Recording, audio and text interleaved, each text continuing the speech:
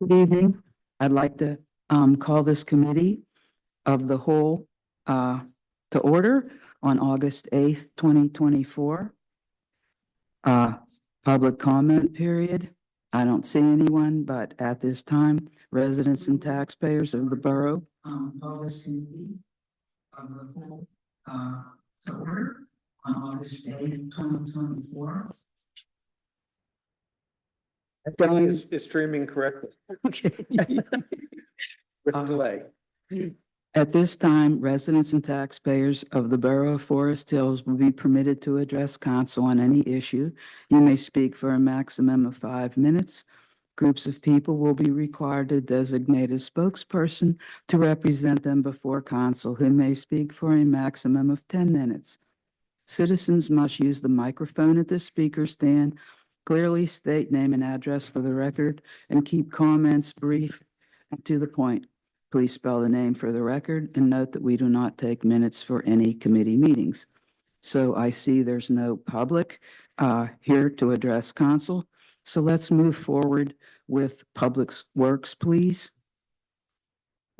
Thank Mr. Watkins. Thank you very much, Madam President. Public Works will begin with the manager's update. I do not have any specific update. It'll be with the engineer and Mr. Smith. Hello. I don't know if you guys have the notes here. I'll just quickly go through them since you can read them yourselves. We started out the month with the 4th of July celebrations.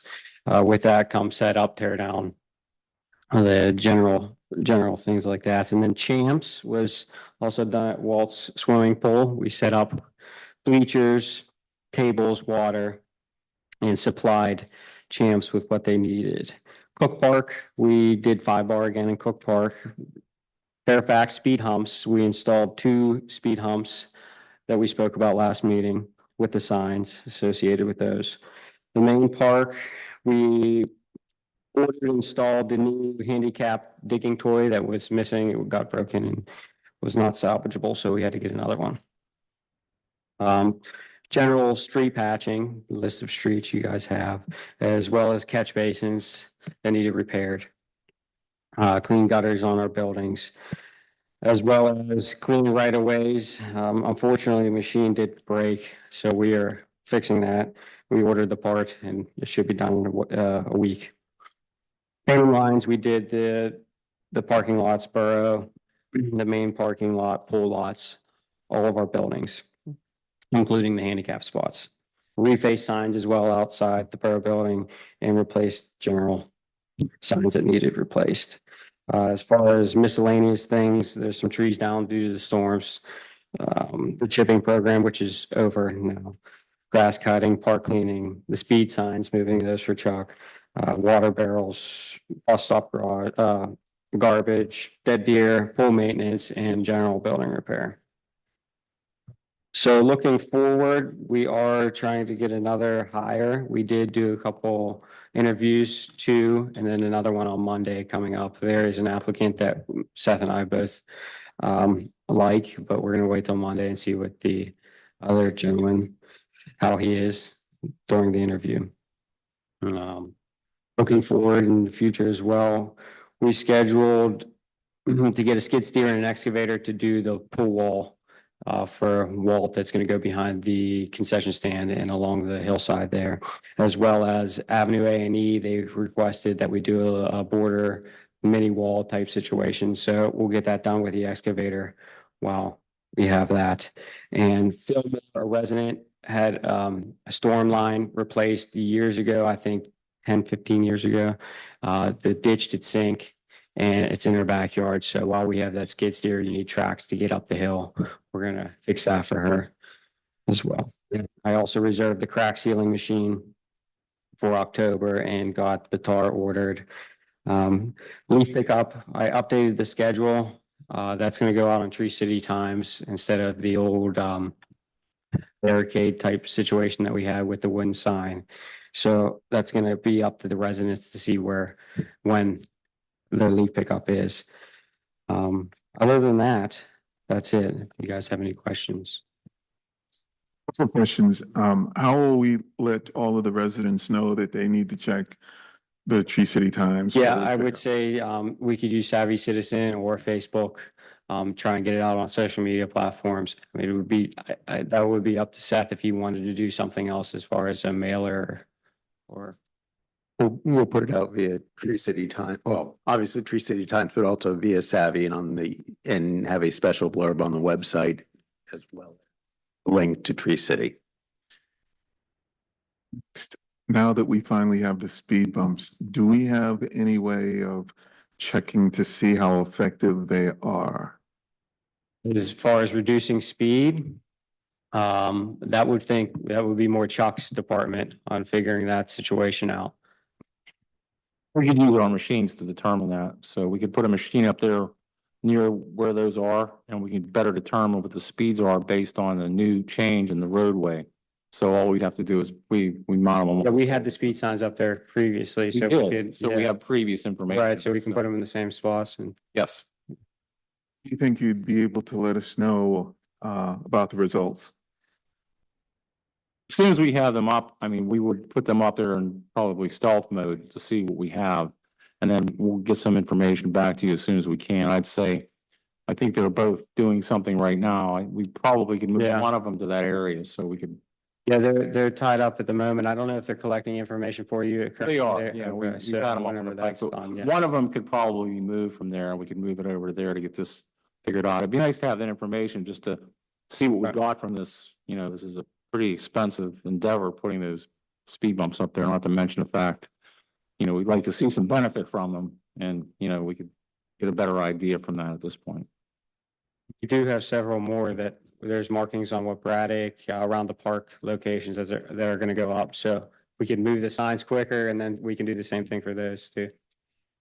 Those markings should be done. They're right? there. Okay. Yeah, We'll be able to get before and after data. yes, yeah. Yeah, we should, that's why I said we should get the signs up there quickly. I had a question on the deer pickup. Do you have numbers on that? I have a sheet down in the garage. I can get those to you. I don't have it with I me just now. want, I just want to make sure we're collecting. Yes, yeah. I drove past them grabbing one the other morning. Quite a few of them, unfortunately. Questions? Thank you very much.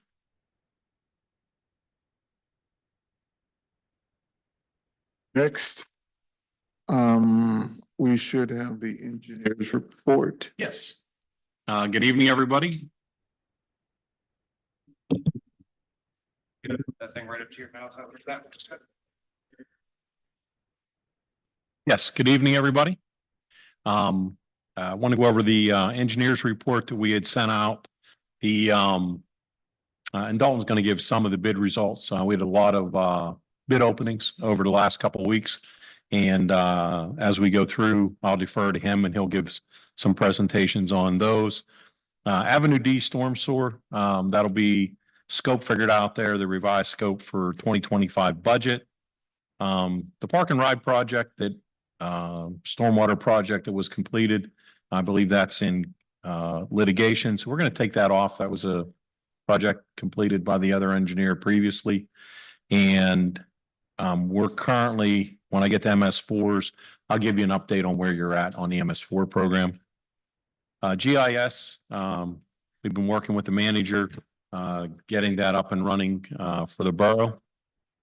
Item 4, the sound study. The report did come in and the results indicate that it's less than what the ordinance is, which is 75 decibels. But if you look, the average is between 55 and 65, somewhere in there. So that's, it isn't that you don't have noise from the pickleball, but you are below what the ordinance is. So, so you do have that document. Actually, just cut in there real quick, Kevin, on that. Yes. So there was a little additional information, for context for that. So the person did provide the study, kind of, sent an email to, Walt pendant of that report to kind of just give some, thoughts that he wouldn't want to include in the report.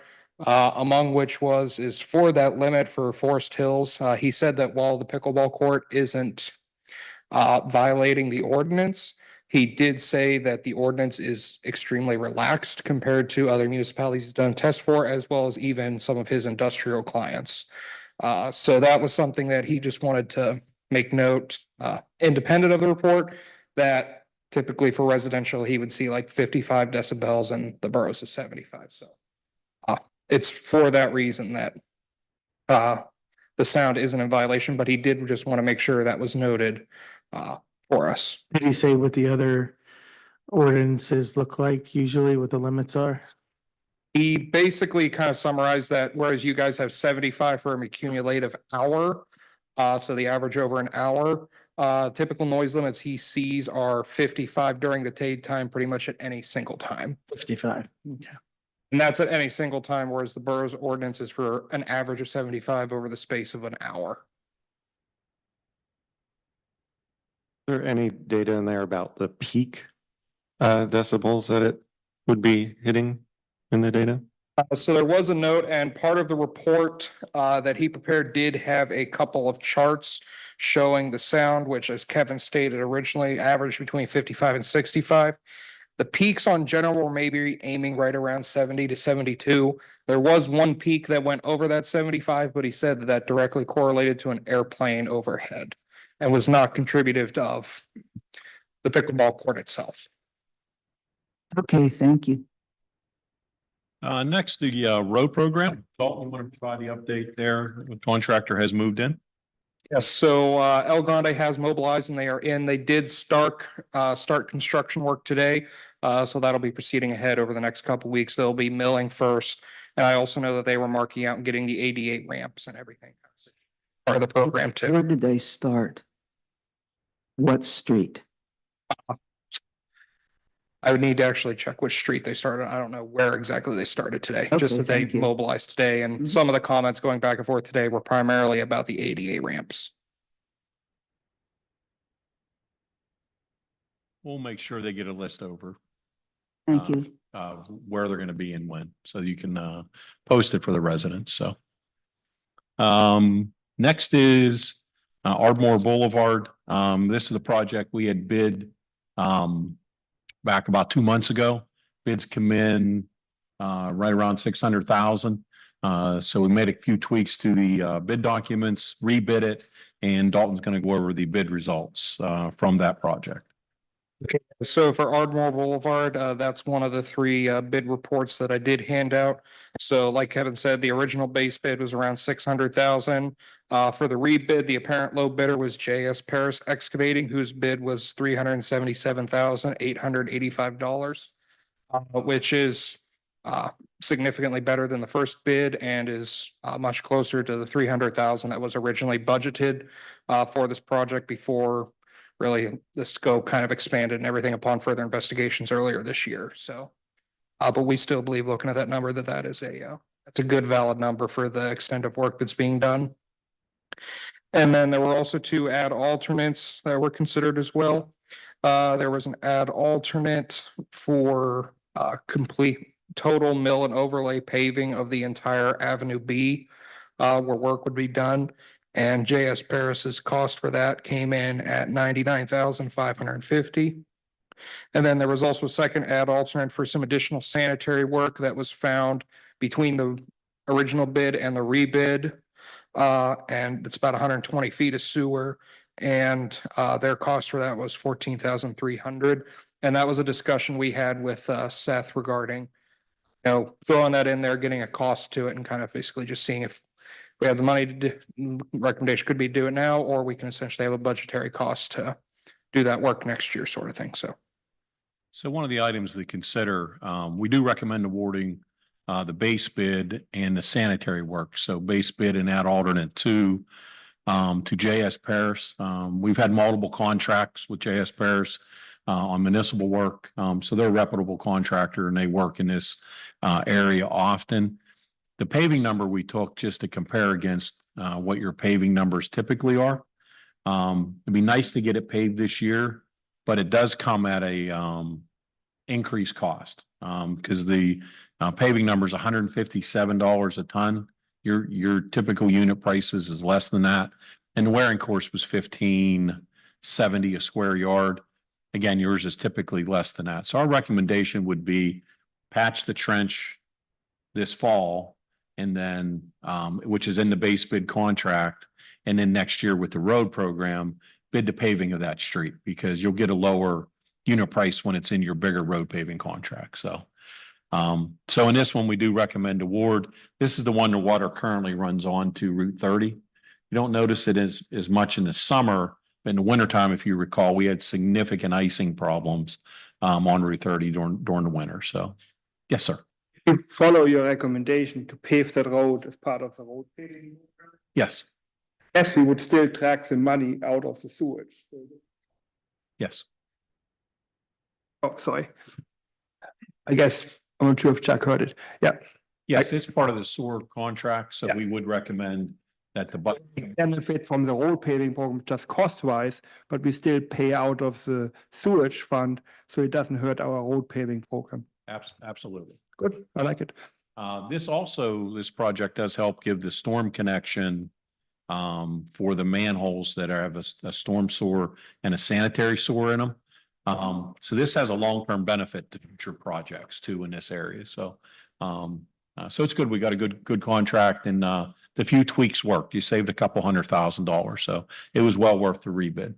So next is we did open bids on Woodside storm sewer replacement. Dalton, if you want to go over that.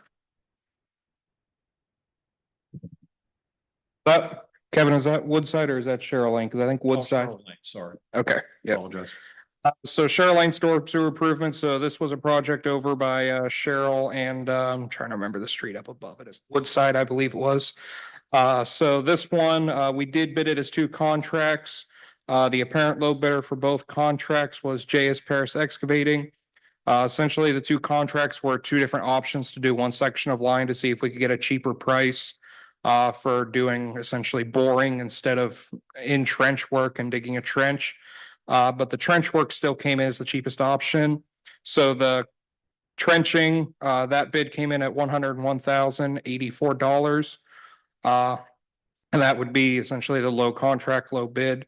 Originally for this year's budget, this project was given $70,000 of budget, but we had advised that we thought that was going to be on the low end for the scope that was desired here, and the linear foot numbers for the pipe actually came in pretty good for a project of this size. So this is another one that we would recommend award. So if the budget number can be met, we recommend award of contract A and then rejection of contract B.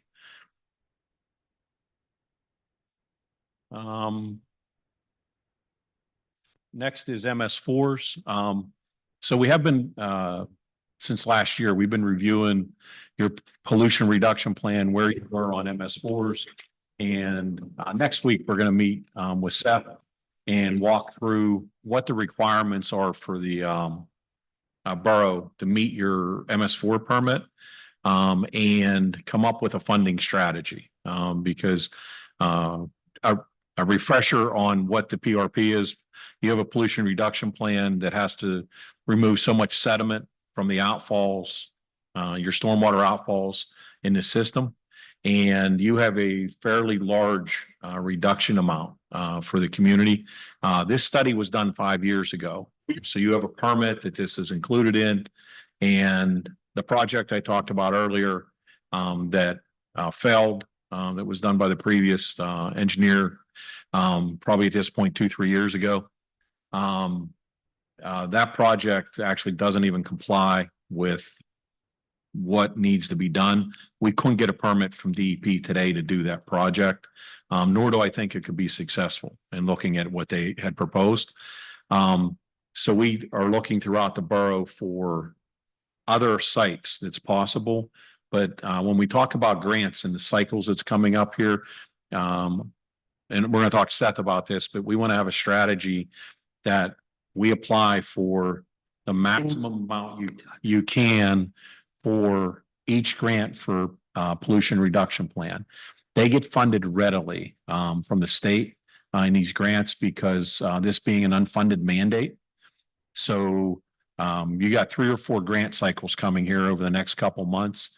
And we're going to heavily suggest that the borough, every one of those apply for a pollution reduction plan for if it's $500,000, if it's $1 million, whatever the max through CFA that you can apply for. Because we believe they're going to heavily fund those type of projects and you definitely need the funding. So based on the permit that you have in place.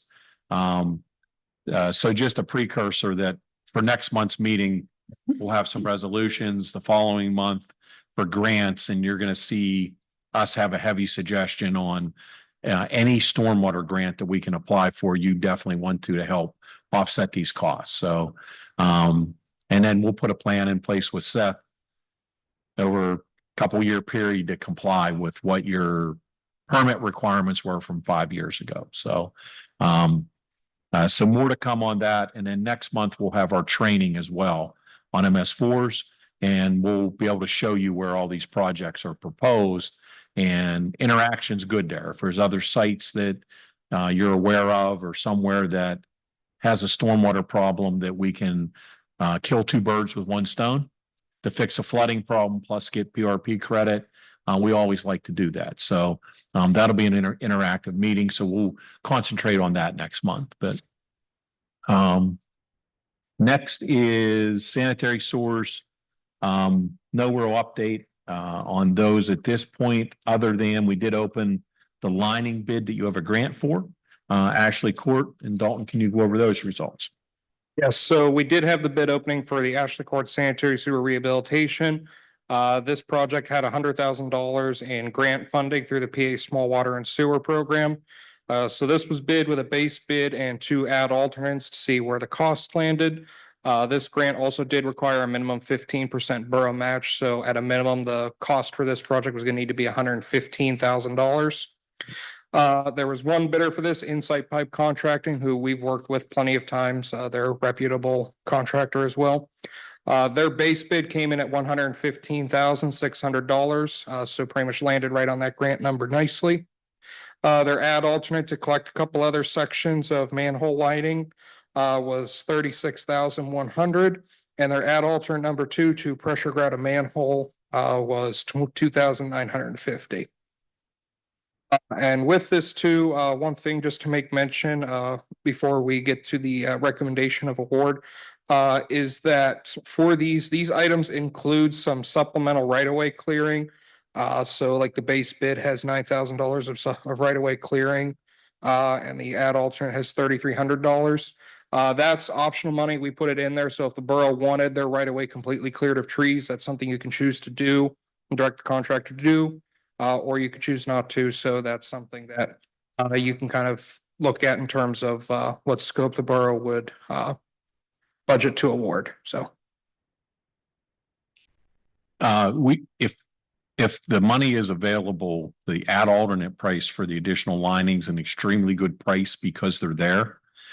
So that next section does need lined, but it's over what was in the grant. So over the next week, we'll work with Seth to see if in the sanitary fund, we can have enough funding to do the 36,000 and the 2,900 for add alternate 1 and 2.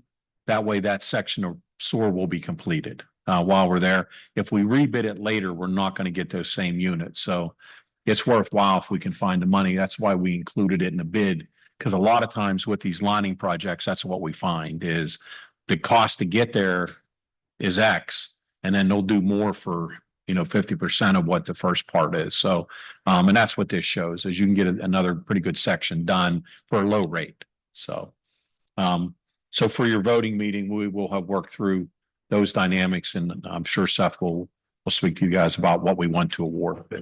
You got good bids on everything. That was all good news. Timing ended up being perfect for whatever reason. People didn't have work right now, so you got good bids across the board. So. Next, I have one question. I have the steps under property, and I know we talked about this last meeting. We do have an update on the steps, but I don't want to have it in the wrong section. So I don't know if it should be under Public Works, Property, or Safety. We can have it here. Okay. Dalton, he can go over the layout of the steps. We do have surveys updated, conceptual plans done, and we're working through the grading, but we can see how the steps are going to look and how they're going to lay out. So. And so everybody got a copy of those. I handed those out here prior to the meeting. So we have 3 primary locations under this grant that are being shown on the drawings. The first 2 are associated with the steps on either side of Sharon Drive. So with the grade in the area, we weren't able to essentially make it work nicely for wheelchair ADA access.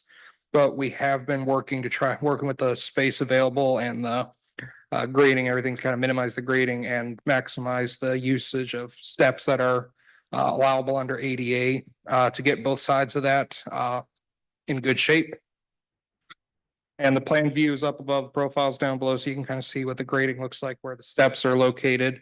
And the steps are to be spaced out, so that way, somebody can just go down a couple steps, go a little way. So it's not like you have a bunch of steps right on top of each other. And it's going to work best with your grade to try to minimize any extra grading you'll need to do for the project. So Sharon goes on to pages 1 and 2. The second site is along Woodside. So there's similar case there, a little bit steeper grade. You can kind of see there's a lot more steps on that one on page 3 of 4 here. I have a question on the Sharon section. Yes. So on page 2, on proposed sidewalk number 2, if I remember correctly, we weren't going up to Arnold Avenue in like the previous incarnation of this. We're completing that link then now? So we did have that in the design here, and we do believe that you have the budget to be able to make that work. Great, thank you. And we'll actually get to that budgetary point in a second, how we were able to kind of potentially make this work. So Woodside, a little bit steeper section there, some more stairs. We did our best to try to space everything out. And that's also, again, another limited sort of space available between properties and fences and trees and everything there. So similar layout there. And then the last sheet is a demolition plan for the metal stairs that are currently closed between Ardmore and Avenue B, right in the vicinity of that storm sewer. Kind of talking to Seth, really, kind of the consensus is that it wouldn't really be worthwhile to try to put a trail in there, considering that trail dead ends at the 4 lanes, and PennDOT would probably be difficult to work with to try to get some sort of walk across. So the thought was to demolish those old metal stairs to remove the safety hazard. So that portion, instead of replacing it with new stairwell or anything, it would just be demolition of those to remove unsightly and dangerous structure from there and kind of essentially close off the sidewalks there. So We would bid the step project like these other ones, a base bid of the section that you want the most, and then add alternates for pieces so that you can get an awardable project in case the bids come in higher than expected. So, The upper Sharon part would be still an alternate then. yes. We keep our priority like we used to have, and then, Yeah, that way, if they see a bigger project and the prices get better, that's good. But we want to make sure we can get you an awardable project, because it's a lot of steps. I mean, as you go, but they do a lot of connections, obviously. So, yes. what's the time frame about, like actually doing the work? We figured 2 months, we'd have a package ready to bid. I think because this is the way this funding came in, we want to send it to the funding agency, make sure we get an okay, and get any comments from them, and then put it out to bid late fall. And then have it be a project they can build over the winter, because since it is mostly concrete, it is a decent fall winter project, and then open it in the spring. So, Going to stick to the total for the grant. yes. Thank you. this project has $724-ish thousand available. And we did some of the grants we've looked at with this latest round of multimodal is additional areas like this to connect steps and to finish your mobility through the community. So. Yep, so this project actually worked good with the multimodal that we did submit because that kind of includes some additional road paving along Fillmore, Sharon and Arnold where the steps all connect here and everything. Trying to, and mention of the Cook Park grant that was put in by the borough back in May, I believe, by Maureen. So kind of tying in a bunch of areas here showing that the borough is interested and pursuing multiple projects in the area, including ones that have been funded and ones they're pursuing funding for. So that'll also help with any potential funding sources. Any other questions? Okay, I'm curious.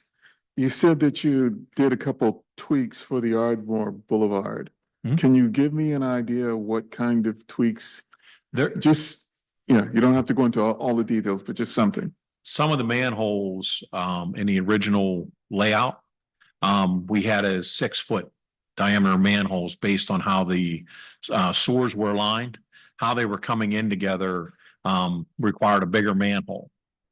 So when we sat down and looked at it as a group, I said, okay, what can we change that we don't need to do the 6-foot diameter and to get to 5 or 4? Because I think what was happening, the manholes were causing the contractors agita over the size of machinery to set it because it was so heavy. So we changed the alignment of the sewers, the connectivity a little bit, and got to 5 and 4 foot manholes, and we put them at different elevations coming into the manhole. So we looked at that extremely hard. And then the bottom section, we raised the elevation on a section, and it's a little harder to put in, we think, than it was deeper. But the contractors had a higher cost for the deeper. So we did a few things like that.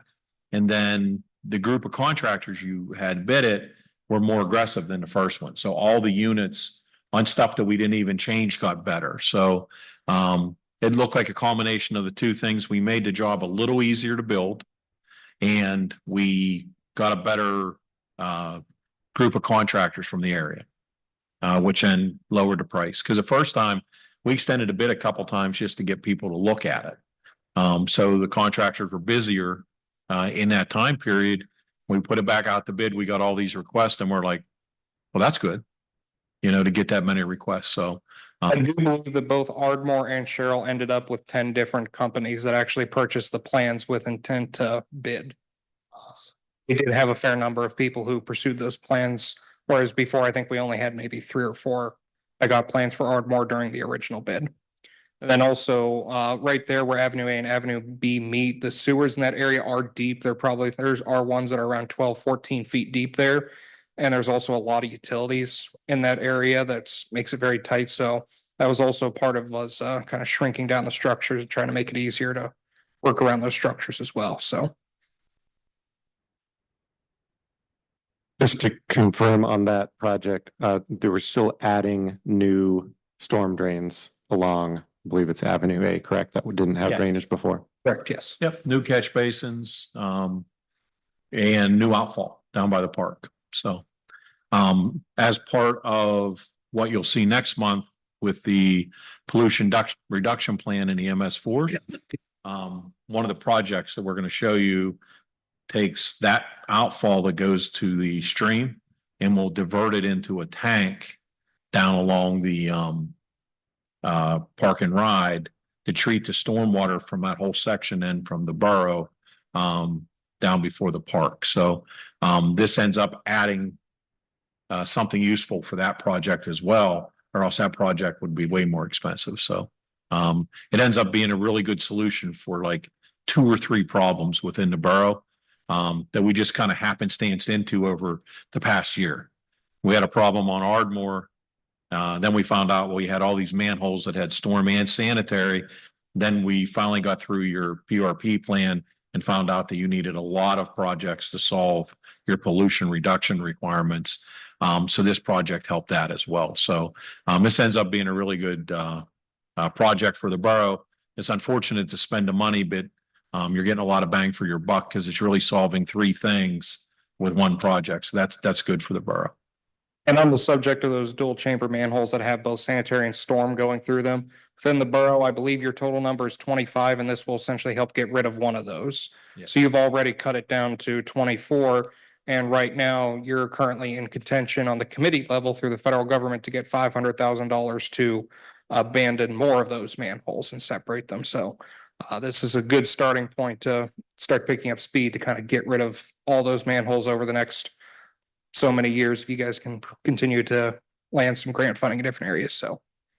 And this gives you your outfall for those other manholes, because we're starting at the low point, working our way up. So you can do now incremental projects as you get funding to fix a little bit at a time instead of doing the whole thing at once. So.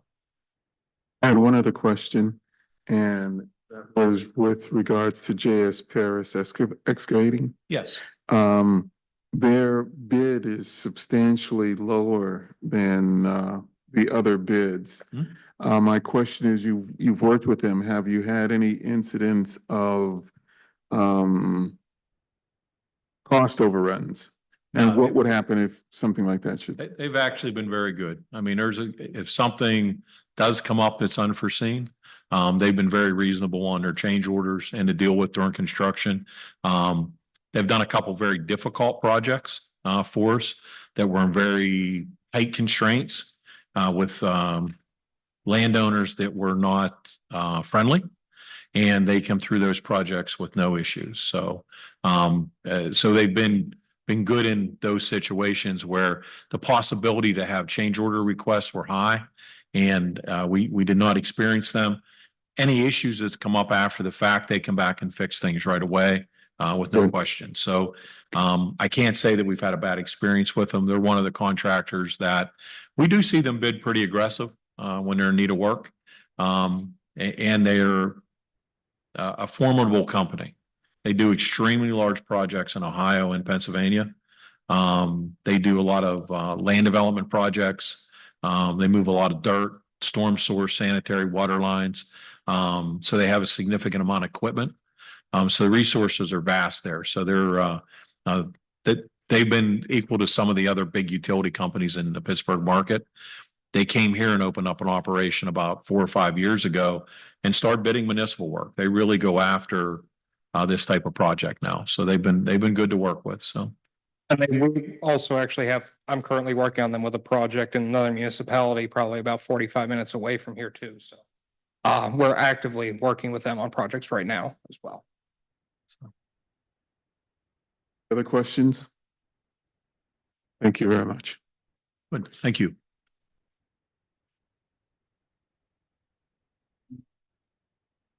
President, there is no new business for Public Works, so we are at the conclusion.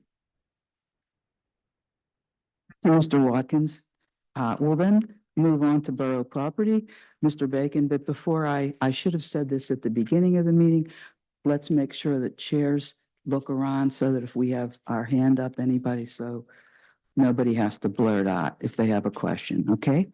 Mr. Bacon? Thank you, Madam President.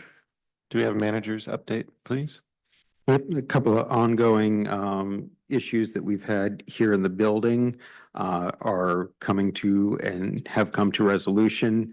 The geothermal system, where we've been replacing the pumps, every couple of years, we discovered the issue. We've engaged a different company to monitor it.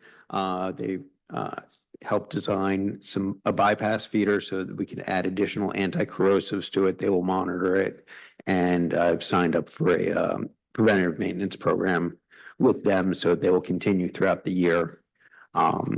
Mike and Phil have been involved in meeting with them and getting that set up as far as getting the pieces installed, and then they'll come in and begin the removal of the rust process.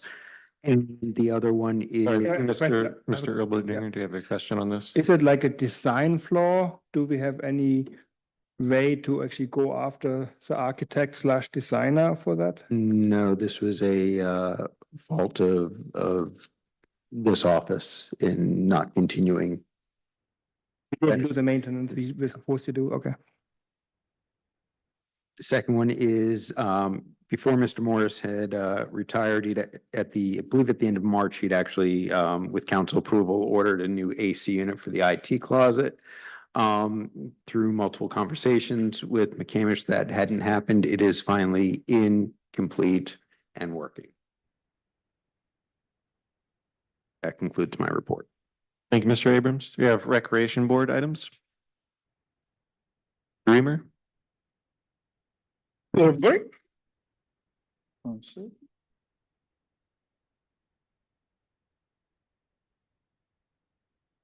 right, so I'll touch on first on Westinghouse Lodge. The bathrooms were completed just yesterday. They did pass inspection. We're working this week to get some of the hardware finalized in there, and then we have a scheduled punch list walkthrough next week to hopefully close that project out. It's been a long time coming, and hopefully send back the bathroom trailers. To date, we've had no complaints from any of our renters with the facilities. They all love the interior of the facility. They were pleasantly surprised at the bathrooms that we had.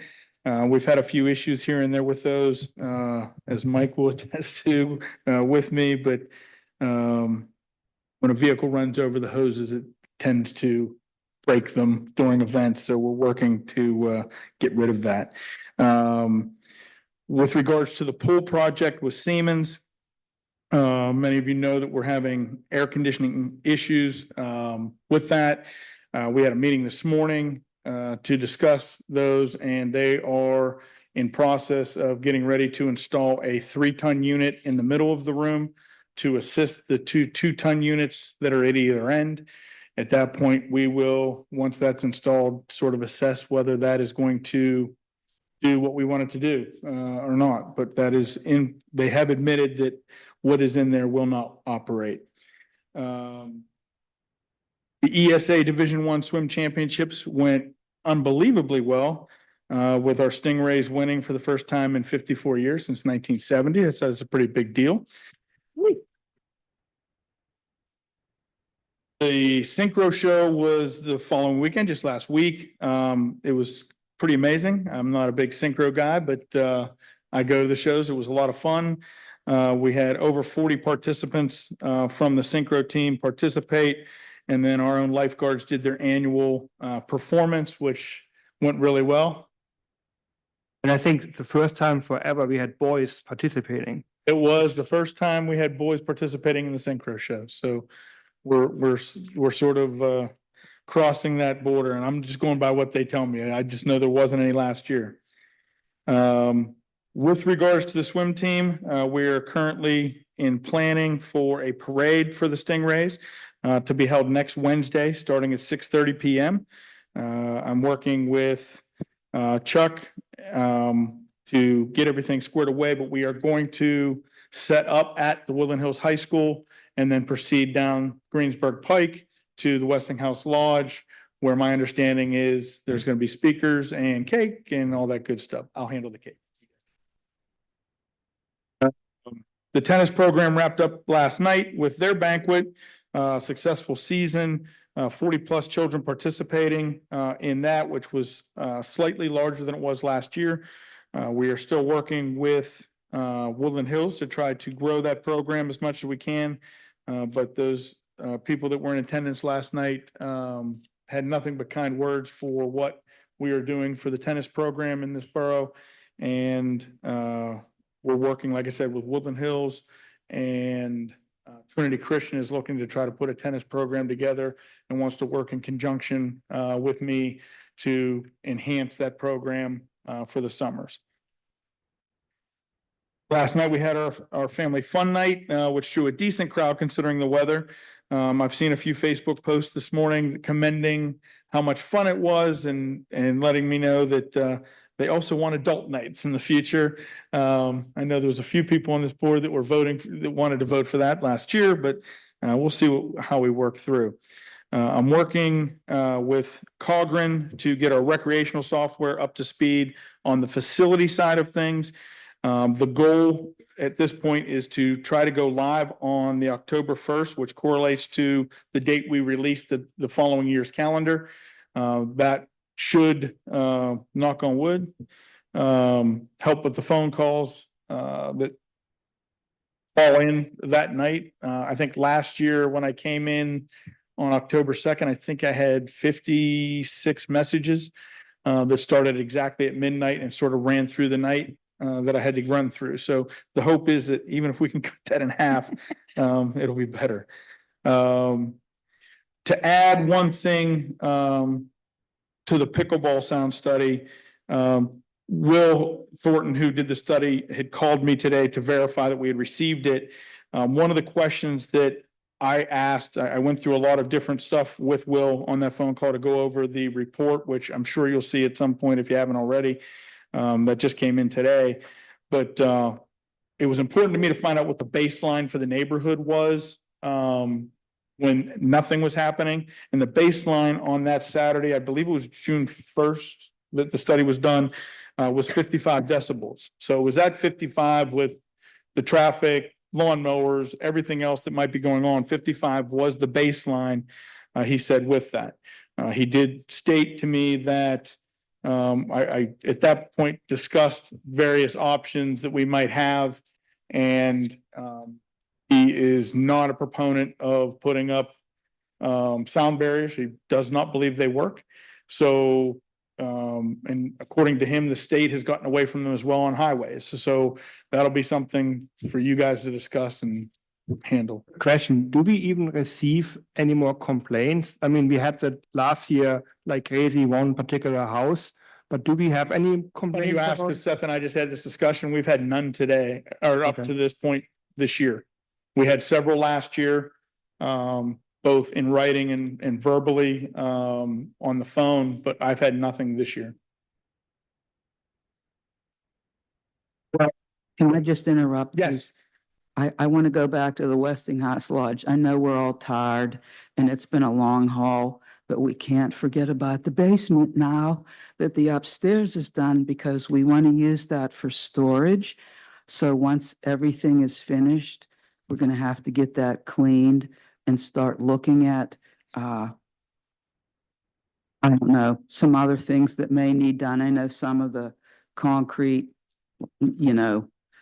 walls may need some work done on them, or whatever material they are. But we want to get that done for proper storage there. Do we still have the Christmas tree down at the Public Works? We'd like to, It is not. We've moved it the rec just to get it out of their garage. is it It's- down in the basement? It's in the basement right now. Isn't that basement dusty and dirty? It is. So why did, But it's as dusty as his garage is. I mean, it's such an Okay. active garage. that's but, true. But I mean, bottom line, it's gonna sit outside. It'll get cleaned off in the rain and the snow, hopefully, but, right now, there's nothing active going down there. Right? In the discussion, right, in the discussion I had this morning, because Josh, and I, walked the basement. There's a bunch of things down there that I'm not happy with. As an example, lights in specific rooms Oh, that horrible. were pulled down and never put back up, wiring that's hanging from the ceiling, hose bibs that weren't reconnected. So we are working diligently with them to try to finalize these smaller things, and get that squared away so that we can then utilize those rooms. As an example, and I didn't even see this until just today, it's actually one of the front rooms, back room, if you're Mhm. coming in from the basement, right in front of the steps. I don't know if you've seen it or not, but all the debris they brought down out of the ceiling is literally just tucked in that room, and was left there. So, Josh is notifying them today that they need to come in, clean this place up, find out if wiring that is hanging is live or not, get it strapped, get it cut. If it's not, if it is, get it properly affixed. It did pass the electrical inspection, so I don't know whether he saw the basement or not. I wasn't there during the electrical inspection, but it did pass. I can't imagine it did. I agree. I agree with that, but at the same time, I sort of use the analogy, if it was my house, would I sign off on this? And the answer is no, and that's sort of how I treat borough properties, is that if I wouldn't sign off on it, I'm not going to do it for you guys. So that's sort of where we're at with that. I'm sure many of you have heard at this point about the emergency incident at the pool on Sunday, July 28th. That resulted in our guards having to utilize their life-saving skills to help a patient. I met with the guards that were affected to ensure they know that the borough's here to help them should they need anything. But bottom line is, I'd like to commend them on how they handled themselves throughout the situation in a professional manner. And to date, I've received, I believe, 9 emails commending them on what they did and how they acted that day. We've assessed the situation and are working to ensure we're prepared for future situations. Frank Massandria from Woodland Hills EMS is hosting a meeting tomorrow, educational meeting tomorrow to do AED refreshers because the AED was utilized in this specific instance. And we're also doing training on Narcan so that you guys know anyone that's part of the Red Cross, that Narcan training was used this year in their curriculum, but previous years was not. So any of the lifeguards who did not have certifications up for renewal this year never received that training. And needless to say, we want to make sure they're brought up to speed on that. So that is something that's taking place at 10 a.m. tomorrow. Other than that, I have my lifeguard appreciation night tonight, so I'm gonna bug out as soon as I'm done talking. One But quick question. I assume we're going to have Narcan at the pool. we already have 4 stations in place now. It is something that at the last safety meeting was discussed between Chief Williams and I, that I felt the county doesn't require it to be on site as part of their box, which I was kind of surprised by. So at the last safety meeting, it was brought up and I had asked that it be done, and we were obviously in process of doing it, and unfortunately, the situation arose before we had it. Luckily, a patron had it on site, and a doctor that was one of our pool pass members administered it, and because he took over the scene as he should. But like I said, our lifeguards did exactly what they were supposed to do, the way they were supposed to do it. 2 things. I arrived at the pool just as this was going down, and there was a lot of high emotion going on amongst the staff, but they did an excellent job. And, I think that they learned a lot, but, they also learned, what they need to know. So, yeah, kudos to everyone. The second thing is, Mr. Abrams, I just wanted to mention, I attended the rec board meeting this week with Walt, and a rather lively meeting, actually. But one of the big things that came up was on the new policy, they were just trying to understand sort of how to grandfather in the difference in the number of committee members. So I'd just like to speak to you, offline about, how I can communicate how that's going to happen for them. So. Actually, if it's, I'm drafting up a memo because that was the one piece that kind of cut across. Well, there were a couple of pieces that cut across, but that cut across at least 2. Right. I've got most of it pretty much drafted, waiting for the bylaws to come from Mr. Corbel, which he said will be finished, if not by our meeting next week, by the business meeting on the 21st. Okay. And everything can be sent out, but all the questions that had come from all 4 of the committees are being addressed in that one administrative bulletin. 2 quick questions. For the parade, is that definitely going to happen to the point where we can start advertising it? Because I don't It think. is 100% going to happen. Okay, has anything got out yet? I mean, other than the swim team themselves knowing about it, I don't think anything's public about it yet. You can tell me if that's different, but I don't think anything's out there yet. I know Mayor Porco was working on it, but obviously he's out of the country, so not a whole lot's been done. I have talked to Chief Williams, Rick about getting some fire trucks, Frank with regards to some ambulances. So we're going to turn it, it's going to be a vehicle parade only, because obviously if we put bands and or anything like that, it requires a permit to go on Greensburg Pike. So we didn't want to have that. So like I said, we're going to stage right around 6 o'clock, give or take, at the high school. I've already got permission from Woodland Hills High School to do so. And then at that point, I'll let Chief Williams handle the parade from there as far as getting us down to Westinghouse Lodge. And at that point, like I said, my understanding is there's a proclamation or something being read. I don't know. cake. It's going to be a fairly small gathering. They're going to hand out some championship T-shirts to the kids, and then the party will diffuse and be done. Are we gonna advertise that then immediately so folks have? As soon as, well, I've verbally now got official timing on things, but yeah, that's normally something that would get submitted and I'll then put it out on Savvy and then give it to put out on the website and potentially on the pool board. That'll be, we'll get it up there, and then Woodland Hills has already agreed to pick up whatever we put out on our on their Facebook page. We can put it on the rec board page. Is Frank going to be back? And is he I think hosting Frank it? comes back tonight if I'm not mistaken. Okay, so he's going to host that event? As far as I know, I haven't talked to him. I think he left the night of champs, to be quite honest with you. I think he The left day after, yeah. the day after. So my last conversation with him was then, and a few texts back and forth, but I haven't bothered. And finally, this is gonna be a 30-second answer so you can go. Is the family fun night, is that limited by staffing or anything? Has it just only been one night? It could potentially be more next year if it's. Yeah, it could potentially be more. It absolutely could be. You know, anytime you do those things, you want to make sure at the same time it's budgeted for and what have you, because you never know what you're gonna get.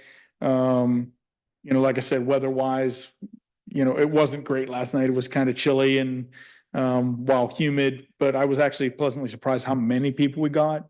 But like I said, I think we did 2 last year, so potentially we could do more. I mean, I've talked to my staff about, you know, I wouldn't mind doing it every couple weeks. Me personally, I'm a big believer. I love Kennywood at night with the lights. Night swimming is pretty cool. We have a beautiful facility and There's a little confusion on who's able to come to that night amongst some people. You said at the meeting this week that it's open to outside of Forest Hills members as well, I opened right? it to the public. If that's wrong, let me know, but I opened it to the public. I don't. They all pay to come in, right? Yeah, they all Yeah. pay a fee to come in to get through the gate. It's sort of the same way as Pup Night is, you know, it's open to the public. They pay a fee and come in. So me personally, I treated it almost like I do with the water aerobics in the morning. They're paying a fee for a class per se. And so, you know, to me, there's no better way to advertise it than our facility and trying to get future sponsors, sponsorships, memberships and stuff than getting it out there. But that's what we did. Thank you, Mr. Reamer. Go feed my kids. Thanks. Right, for the remainder of the engineer's report, which we can cross off the steps and walkways update from this section. Yes, the only update I have beyond what Walt said was we have final inspection scheduled with everybody next week on the 14th for the lodge project. So each one of the contractors will get a written punch list.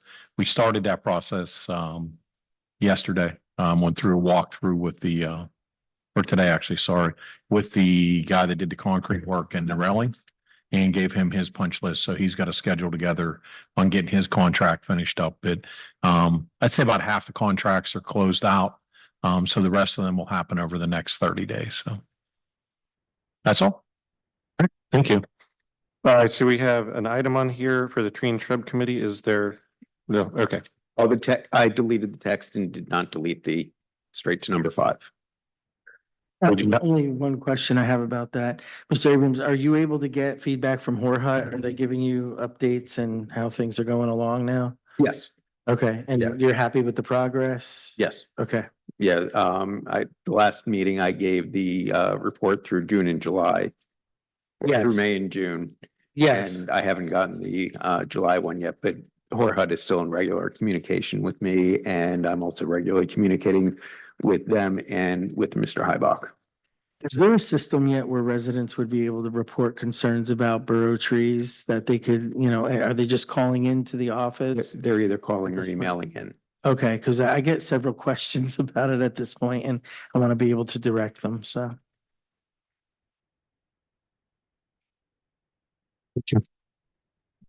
Item number 5, we have consideration of installing a permanent EV charger for the police vehicle. This is a bid that Mr. Abrams sought out to essentially get something in place in the near future. Would you like to speak to this, or I could continue? I can speak to it. I reviewed a couple of different companies that provide the charging hardware. ChargePoint, which is one of the better known ones, wants to provide a turnkey solution and do it from soup to nuts with a minimum price of about $16,000. I found another company that's actually been making the chargers for a couple of decades now. Evo Charge seem to be well regarded. Their entire hardware for a single charger and just the stand is just over $3,000. Mike had gotten us pricing on the cabling that we would need, because we are actually able to use one of the conduits that we have as well. So everything we need from there.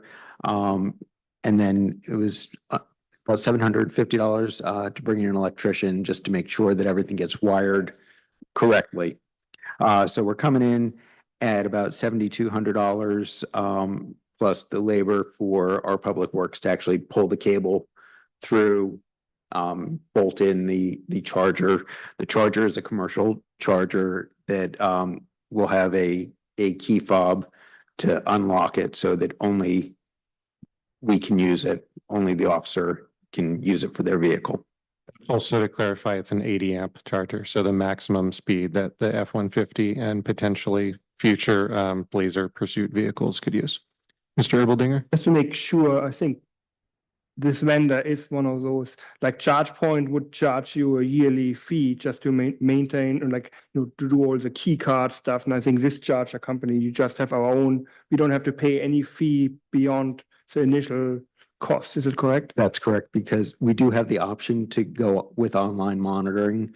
But since we are strictly using it for fleet and at this point for one vehicle, there's no need to pay for the additional pieces that wouldn't give us any additional value. But I believe ChargePoint would be $16,000, but then it would be like $1,000 a year or something like that. Mr. Watkins? Do you have any idea what the online management cost would be? No. Was anybody? And how soon could this be started? It looks like no one's in disagreement with this. I could sign off on the purchase and probably have stuff here within a couple of weeks tops. Mike can actually go and order the cable. Cable is readily available. We can get that. We do have to dig from the original construction has conduit from the supply panel, pretty much a supply panel, out to the corner lot. So we do have to run conduit behind the parking spots there. So that's the main process. And then running, but all that's readily available. The stand is really what would hold up the situation. We can run the wire, but truthfully, I'd like to have the charger there. I think I was reading the manual and it might need an Ethernet cable. I don't know. Okay, that was just. That's because we're not opting to. Okay. To do that. So if we end up with a larger, I mean, we can always leave a rope in there to pull something through. But if we end up with a fleet where we're going to need that kind of telematics, we're probably going to be moving up to the DC fast. Mr. Bayoki? Yes, just consider me a little skeptical.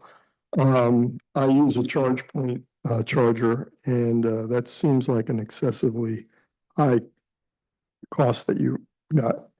That was directly from ChargePoint for their commercial grade 80 amp charger. And also, who is doing the electrical work For ChargePoint? for the project? Run all the wire, and then Molyneux Electric would just do the hookup. We would run everything right to the panel. They would punch into the panel, make the connection at the charger itself. Okay. Could you, send me a copy of the quote? I'd just like to look through it, because, when I looked at that before, the, cost wasn't that high. The cost for, Well, the charge point. oh, yeah, actually, they didn't, I'll be honest, they didn't send me anything real specific. I had a phone call with them and they're like, well, we'll have our guys reach out to you, but it's gonna be $12,000 to $16,000. I'm like, Yeah, I had a conversation with them and it was a lot less. So that's why I'm questioning it. Thank you. Any further comments? Are we comfortable moving this on to the business meeting for a vote? Yes, Yes. I thought we actually, what President Martin suggested was to go ahead tomorrow and have the vote. we could do that, but then have the formal vote. Yeah.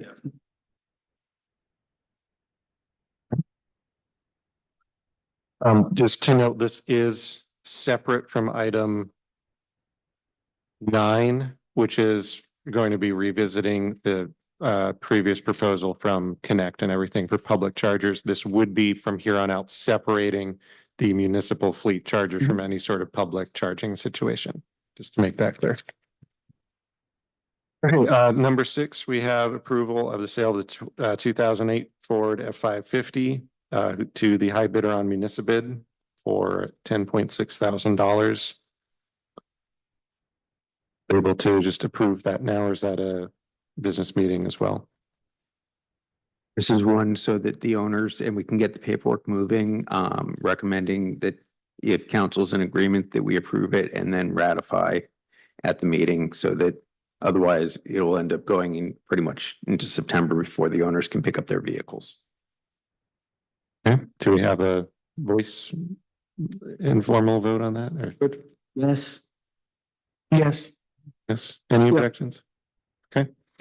Number 7, approval of the sale of the 2008 Same thing. Ford F-350 to the high bidder on Municipid for $4.2 thousand.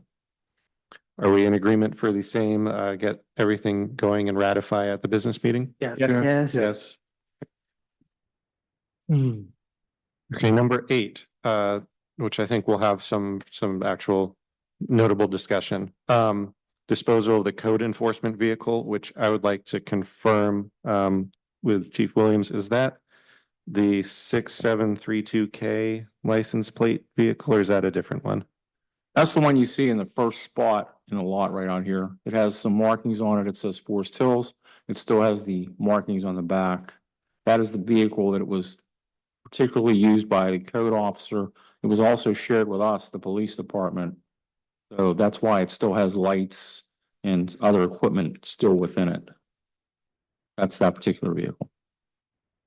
Thank you. President Martin?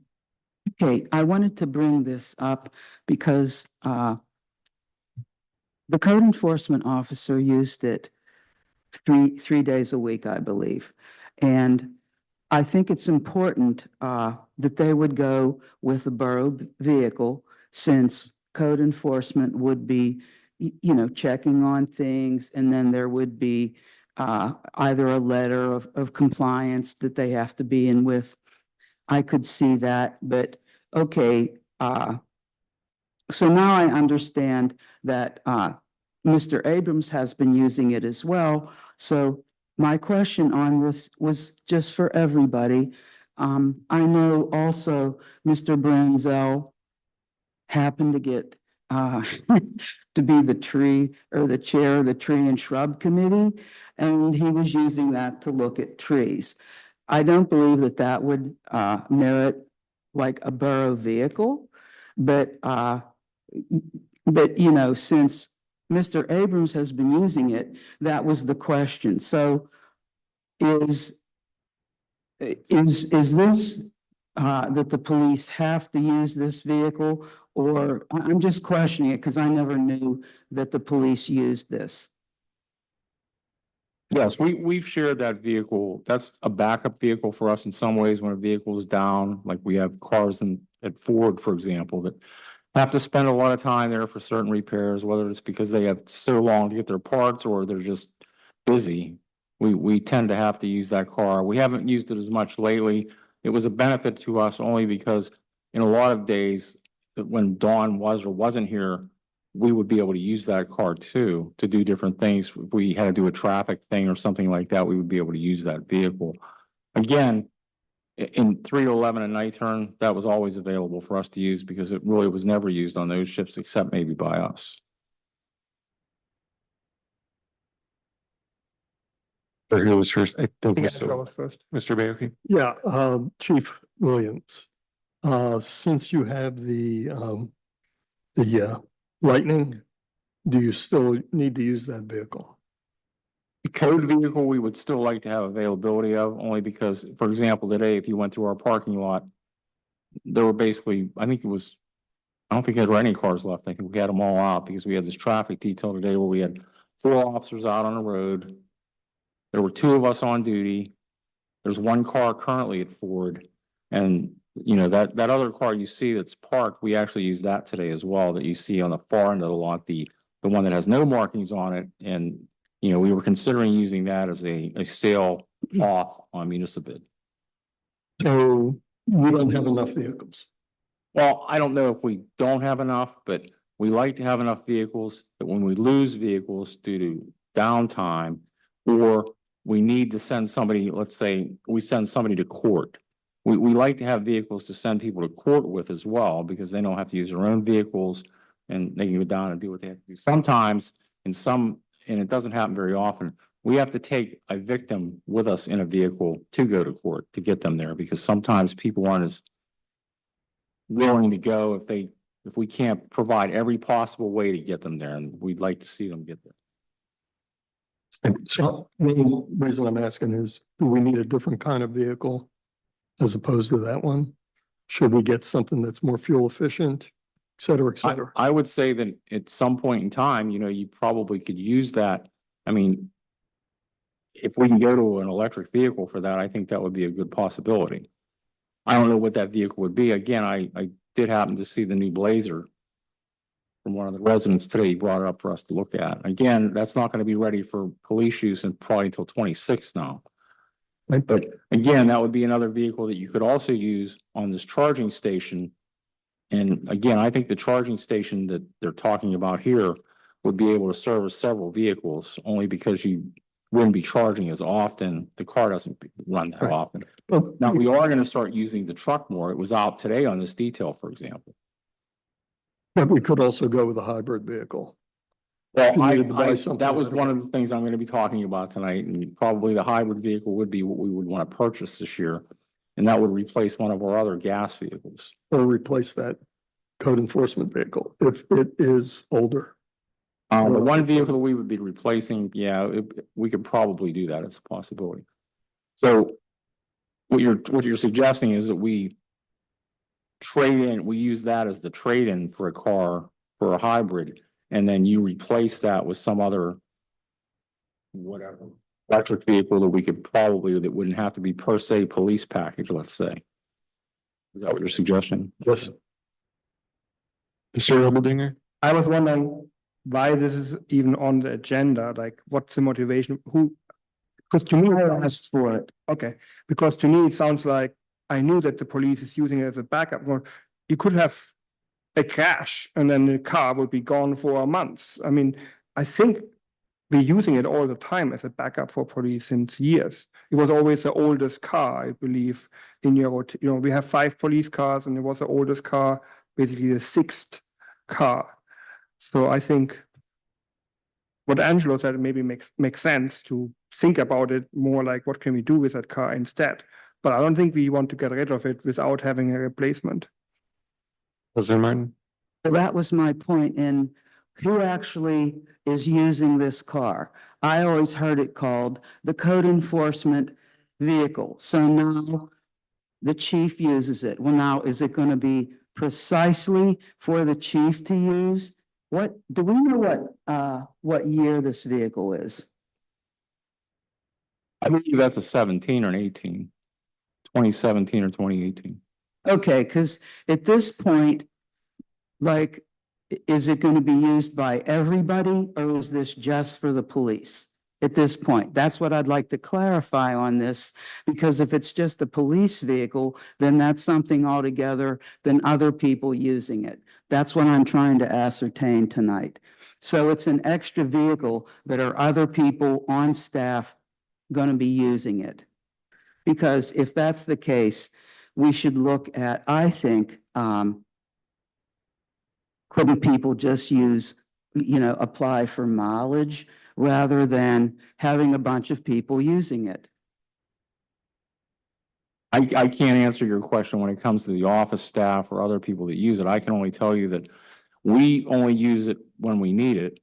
It is available to, as it was for Dawn, it was available to them to use if they really needed it.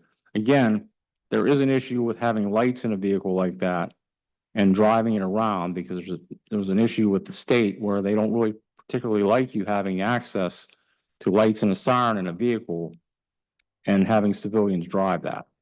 So again, that is another part of this that has to be considered. We really didn't push the issue because Dawn generally just drove around here in Forest Hills, and we weren't as concerned about that. But again, if you're going to take a vehicle like that beyond our boundaries, I would have a bigger problem with that. The point was, I wanted to find out who all uses it, and what you just brought up, that safety issue, is important. Moving forward, like, okay, 2017, I don't know what our rotation schedule is for vehicles, but then, so are we going to keep this car or vehicle as just a backup for the police, or what are we doing with it going forward? Because our code enforcement, Mr. Branzel is retired, and I'm trying to find out what we're doing with it. So did you want to talk, or you? Yes, please. So what has been happening since Mr. Branzel retired is when I need to go out and do borough business within the borough, such as looking at the trees or the other pieces where I'm driving through, I've been driving that vehicle, again, because it's got the Forest Hills markings on it. And it's actually also helped with kind of the PR as people wave and talk to me.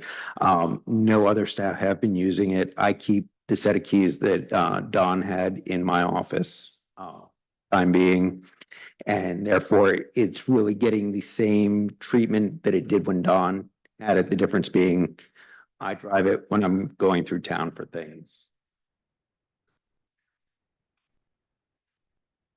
My question with that is, so we never really discussed what would happen after, because we can't, Mark Hybach is a resident. He's now the chair of the Tree and Shrub Committee, but there's liability for him to go on properties where there's a tree being evaluated because he isn't an employee. So, and I think Ted Gilbert was the chair previously. He never had the use of a vehicle, but who should be taking this job? I don't know that as the manager that, it's kind of like your expertise, I think, is with other things than doing this. And we've never discussed who would be taking this job over since now Dawn's retired. I want to make sure Joe's been waiting to ask Oh, something. sorry, Joe. Yeah, no, I'm just, what it seems to me is that this is an extra vehicle that will be available probably a priority to our police officers, but could be used by the office staff, mainly the manager when he needs it. Shouldn't be used by any chairs of any committees or anything like that. And then when time is up, when we're ready for the rotation, we'll look into a possible hybrid vehicle. I'm not understanding what your concerns are, to be honest.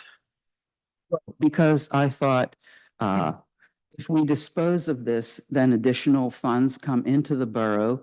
And I've seen plenty of other places that use a placard, and people drive their own vehicles to all kind of meetings. Like a magnet or something. Well, it just indicates that this person's here on official business. I don't know what the correct wording is, but that's just another option. So we never talked about this. I wanted it on the agenda for discussion.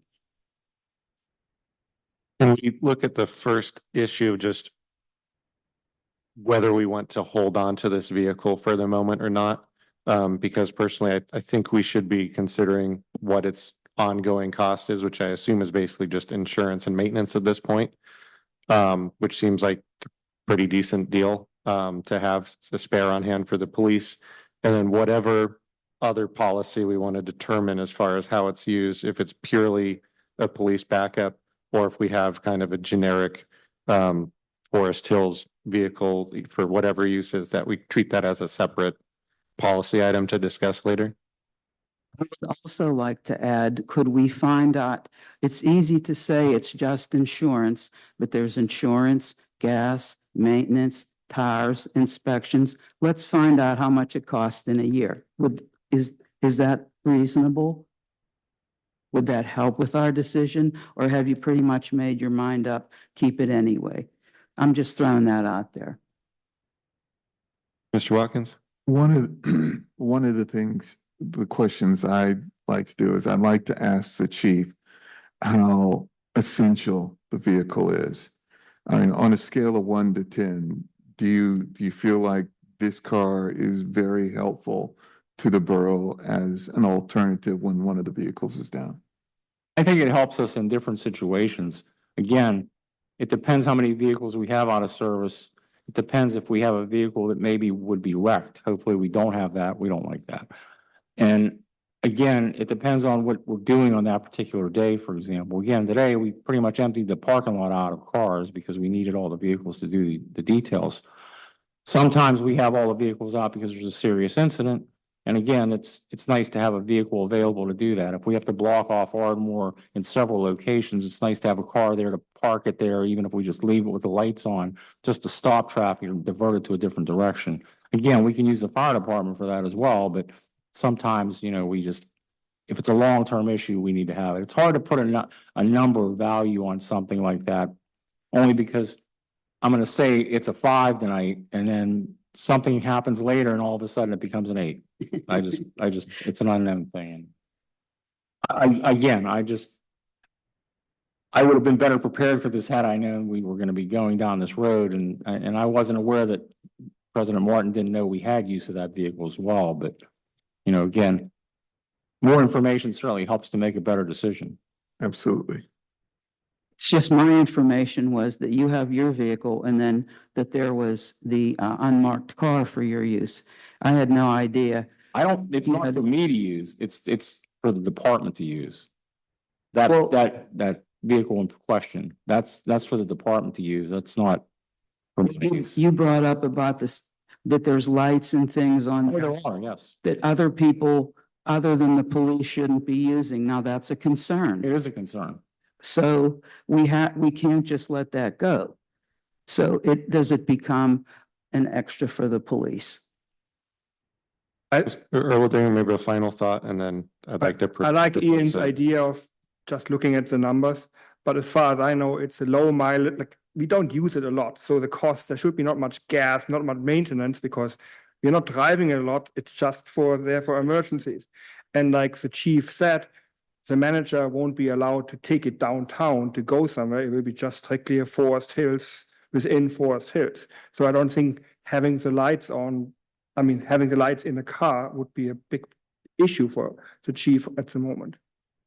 So I think we should look at the numbers, but I have the feeling it would make sense to keep it, because replacing an old car, we won't get much money for it. So I think we just keep it as long as it doesn't crash the transmission or something like that. Mr. Abrams, a final thought? Yep. Just as one piece of data that was asked, unless Chief Williams has filled the tank since Mr. Branzel retired in the middle of May, I believe and I drove the vehicle the other day, we still have a half a tank.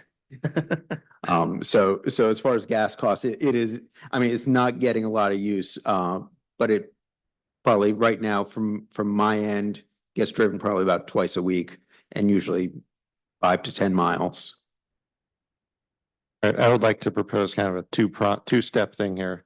First being that we hold off on any decisions or proposing motions on disposal of this, but we do get the cost information for just a yearly cost, and then maybe bring this up next month for that. Is everyone in favor of that? Yes. Yes, and then I'd like to evaluate at that point if it would be cheaper to then have a rental car if this is, I would just like to weigh what the cost is. Mr. And one- Ermeling? As part of that investigation, we should look into it, how much money we would actually get. If you only get $4,000, it should be part of the consideration. I doubt we will get like $20,000 for that car. Okay, so we'll return to this next month with the items of expected annual cost and potential sale revenue. And as a second part, where I think this would be it, maybe we can just do as a temporary sort of policy agreement. Based on the just concerns over lights and everything, and just to make it like simple blanket temporary policy or whatnot. We may just ask Mr. Abrams not use it or any other staff outside of police for the time being. I don't know if that's So necessary. let's Yeah, I get think it is. Chief Williams. I just wanted to add one more point. I will look further into the exact wording of how much leeway we have with this. And I can give you a better answer after I do that. I know that there was a problem with that. We have let it go. And it's only probably, the only reason we've really let that go is because it has always been our little area and not beyond. So I'll look into that Title 75 area for that a little more and give you a better, better information when we have the next meetings. And hopefully we'll gather the other information as well and be able to provide you at least, a better picture of where we stand with this. Thank you. Are we comfortable erring on the side of caution then until we have further information from the chief and just blanket policy of only police use until then? I mean, Chief, the only Yeah. people that are gonna stop Mr. Abrams in the car is our own police officers. Is that correct? I would hope so.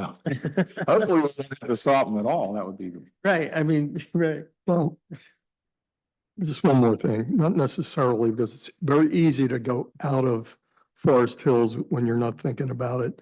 Because I've seen police cars get on the parkway to use the parkway to get off at Greensburg Pike. And so when they're doing that, they're outside of our limits. So you got to be careful. It's very easy to wind up going in and out of our Forest Hills borough. Can we have a quick voice vote on that temporary policy of just assuming that no non-police usage of it for now? I will refrain from using it, and no vote is necessary because it's.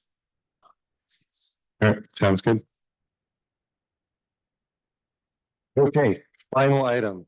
This is about the letter of support for the Duquesne Light and Connect submission of a countywide grant. This is looking at the same sort of proposals that we looked at with the Electrify Allegheny public charging stations a couple months ago. However, this grant would cover everything, including the charging stations themselves and the first at least 3 years of the maintenance and software support for them. It would also only need to be 4 plugs, and they are asking for us to just provide a letter of support stating which sites we would accept them putting chargers, which would at the end of 10 years be entirely our property and potentially need to be paid for by the borough for the maintenance and software only after those first couple years, which should be somewhere on the order of $60,000 to $80,000 of equipment given to us through this grant, with a cost of approximately, if we're extrapolating from the quotes we got from the bids that we looked at for the equipment before, somewhere between $1,100 and $1,900 a year in that year for 4, 5, 6 and onward. Mr. DeCosta? Do they need the letter of support? They need the site preference to be decided tonight and get the letter get the letter sent tomorrow. And then they'd be submitting the bid by August 28th. It is non-binding. It is entirely possible that this would not come through in any ways, and the earliest any sort of further work would start would be approximately 1 year from now. Mr. Ermeldinger? I think it's a good idea, but like many of those kind of grants, since it's non-binding, I think we should go ahead and go the next steps and explore, and we will get a full Yes. proposal, and we still have time to think about it anyway. And the site we're talking about is up here. There are two sites that are viable for their discussion. It would be the Borough Building site, the 4 parking spaces in the farther bank of spots, or the park and ride site down on Ardmore in Avenue A. My personal opinion is that both of those would be a lot to be taking over after the first 3 years. And I think the Borough Building site is the more visible, more walkable to a large number of fairly nearby residents, including the apartment buildings across the street. And by year 4, when we take over the payment of the maintenance and billing support that we've built it, they will come to use at least the small amount needed to pay for it. Mr. Watkins? I think it's important that everybody on council have an idea of current usage. Hopefully the adoption of EVs and future charging would increase over the next years. But can you share with us what you've learned about Churchill's usage for their charging stations? Received a report from them that they had, I believe it was 40 users over the last year, which is not much. However, I would point out that the Churchill chargers would be, they're the similar level 2 overnight full charge sort of things in a location that has almost no walkable residents nearby. It does not have our population density of the avenues. It doesn't have events going on at their borough building like we do. I think this is a far more potentially high traffic area. Would you just do this site or both? I couldn't get, if you wanted to do the I parking. think we should limit ourselves to one, because we would be taking over that expense in the future. And also to just avoid over committing, basically. And also just it's a little bit more remote down there at the park and ride. I would be more concerned about like vandalism or just issues with the site, or one truck straying over to the side and taking all of them out. So that would be my recommendation, is that we send a letter of support, signing on to support the borough building site. Support that. Mr. Watkins, was that? Oh, I just want, it's non-binding. I'm in favor of it. Mr. Baoki, do you have? I don't think that this is the ideal site for it, but if we're gonna get it, it's non-binding, and if it's free, then that's fine. I think from a municipal property site, nothing is ideal. As far as like the perfect single spot in Forest Hills, but I think it would have a good chance of being used and help fulfill the promise of this building. Yeah, actually, the parking lot over across the way would be a better location, to be honest with you. I know you'd have to run electric to it, but that would make more sense. As in the Westinghouse Lodge? Yeah. Yeah, I think that was why we didn't evaluate that with Connect. And we haven't discussed it. Well, the other projects that we're looking at were a combination of fleet and public. These would, obviously our fleet could use it, but it would be primarily public. And they'd be providing all the infrastructure. So it would actually be likely easier to go over to the other parking lot. And I can communicate that to Jess at Duquesne. Yeah. And let them know. I hate to throw a wrench in this, but what about the pool parking lot? It's very central to our borough, and I don't know what that would entail, but it's not even active all year long. So the slower chargers, the thought about being up here in the EAC in their survey, which is still in draft form and didn't really fully question the specific situation, supports being in a more street parking dense area, because over by the pool, like a lot of folks have garages and they'd have their own chargers, whereas this could support apartment rental buildings, places where people don't have that option nearby within walking distance. Okay, so I believe we're in support of sending the letter for the borough building area and seeing where it takes us. And for anyone watching who did not see the previous discussion, to be clear, this would be a paid charging thing that's not free. The borough is not subsidizing electricity. We would be in charge of the cost and also paying the electricity from the start. So we could potentially get some revenue from the very beginning. Final thought from Mr. Watkins?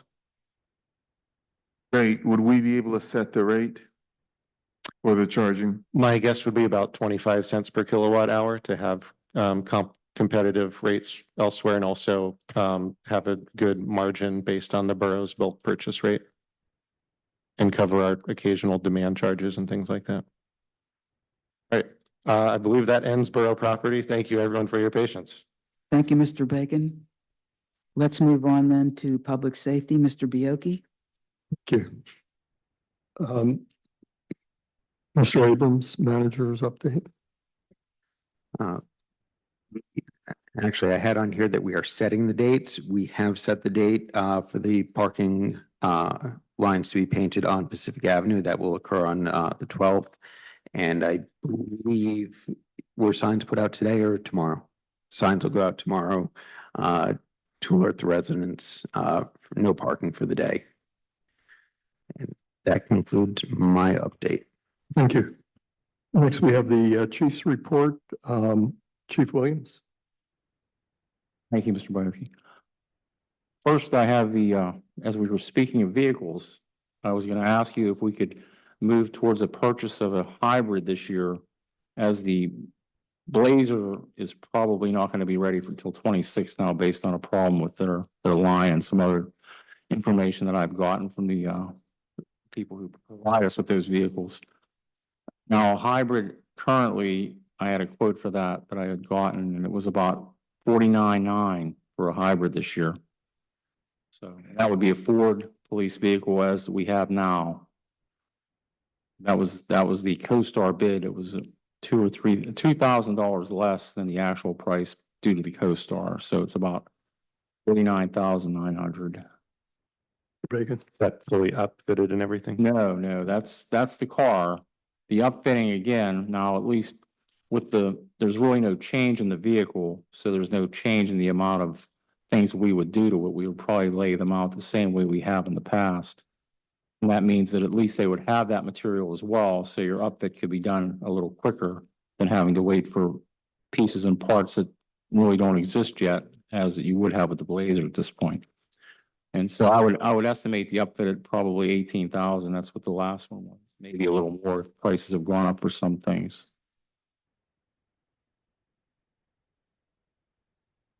People's hands up down there. Oh, Mr. Erbaldinger. I have a question. Why shouldn't we consider another F-150? I mean, those seems to be readily available at the moment. I mean, normal wait time, but not like 2 years, like the Blazer 2 years out or so.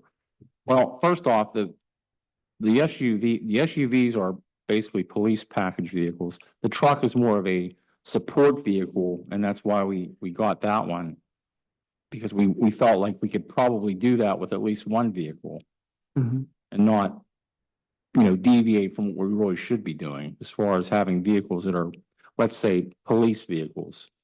And that's why I would say that this would be a better choice at this point in time. And again, I did look at a Blazer today. Our resident who has one brought one up. It looks like it may be feasible in the future, but it's not going to be available for 25. It's a little smaller than the Explorer, but I think maybe, I had them put the seat all the way back, and I was looking in the back seat to see where our cage would go as compared to where the seat is. And I think we may be able to make that work, and probably by 26, I would hope they'd have all the issues worked out so that we could consider that at that point in time.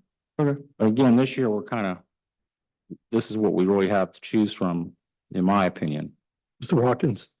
Is the Blazer that we're considering, would that be electric, gas, or hybrid? It's a hybrid. It's a hybrid. So the Blazer, Sorry? The Blazer? Oh, The Blazer is fully electric. No, the Blazer's not one of the ones where it's the Ford Explorer, the ones we have out there now that we use. There's at least 3 of them out there that are hybrids right now. And what I'm asking for is another one of those. Due to the fact that there's really no electric vehicle other than the truck that we could possibly get at this point. So electric's just not available. We were under the impression that it was going to be available for 25, the police Blazer, but it is not.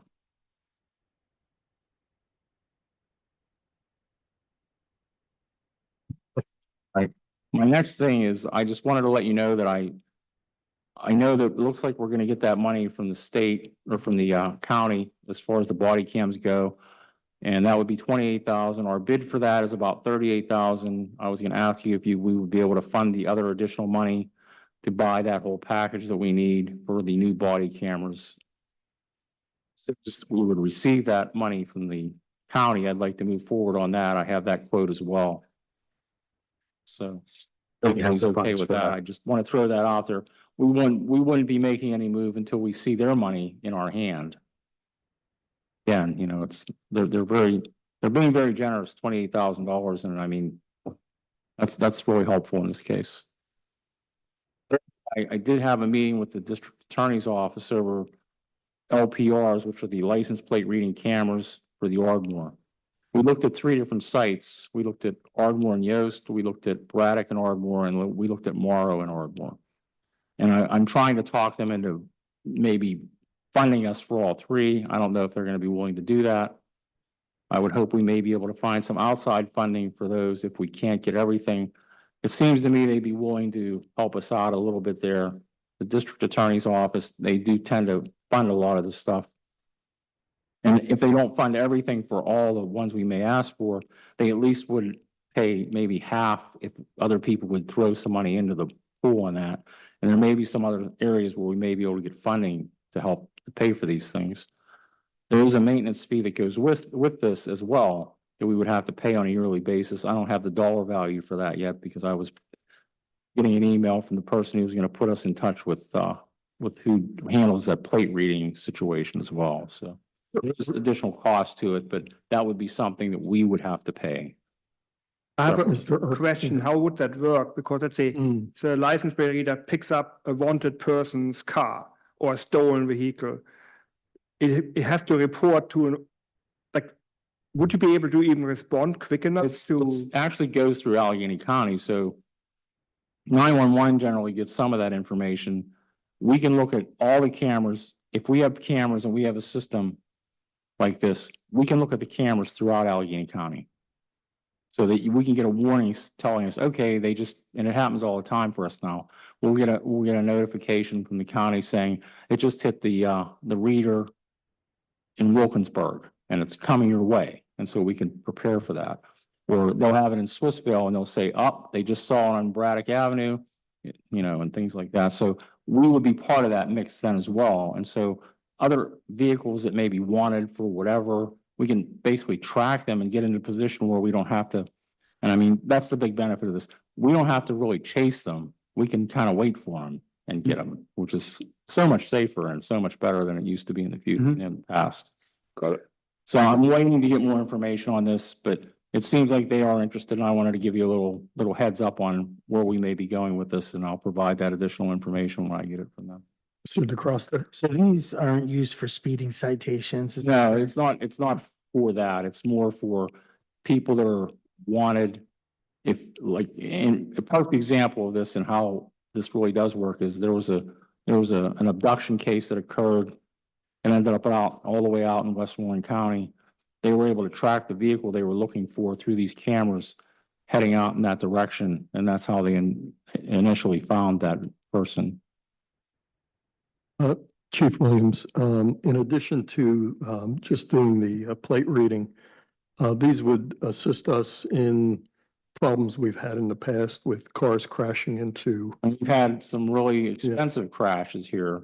And so we would probably be able to look at those cameras, go back to an idea of, if we had an idea of time, we could go back to that time and look back and see the car with all the damage on the front end that drove away from maybe destroying our traffic boxes, for example. Okay. So I think that would help us in the future with all of that as well. And giving us the access to look at everybody else's camera certainly doesn't hurt either. Thank you. I think that was it. Oh, wait, there is one more thing. And I was gonna talk about the possibility of looking into the sergeant's test. If we decide to have a sergeant's test, this is gonna take probably 2 to 3 months at least before we even have a test. And I know we're already here, it's August again. I have checked with Mr. Gamble, who does testing for this. And there's information that has to be provided to the test takers that requires some study that they usually provide them with at least 60 days in advance prior to a test. So again, if we're going to move forward with this, I'd like to have an idea whether you're interested in doing this. And secondly, I have to go back to civil service and talk to them about that as well. So that's just another thing that be a piece of this as well. And again, I'm not asking you to say you're going to hire a sergeant. I'm just asking you if you want to move forward with a test to provide us with a list to have for that. Nothing about the sergeant. I have an unrelated question, so I can wait. But would it be helpful for you to have a sergeant on staff? It would be helpful to have, at previous years, we had 2 sergeants. We had 1 for each shift. So the chief would be, a daylight supervisor. You'd have 1 on 3 to 11 and 1 on night turn. So you would have some coverage at least for 5 days of the 7 a week. Currently, you have none. We have OIC positions that we basically say that you're the senior guy and you're in charge and we're gonna pay you some small amount of money to be that person. So, all you're asking for is, the go-ahead to administer the test. Yes. Okay. Secretary, Madam President, I keep doing that. I can't get that Oh, my. TV show out of my head. I just wanted to check, Mr. Abrams, would we have the finances to do that? And what would the comparison be? I know this is just right, the OIC versus the sergeants. Would be okay with that? I believe that, looking at the price difference, and Chief Williams and I've talked about it a little bit, that we can fit that into the budget, certainly for 2025, as we're working towards that. And just speaking about the pieces the chief has requested, because he's actually asked for a couple of action items moving forward.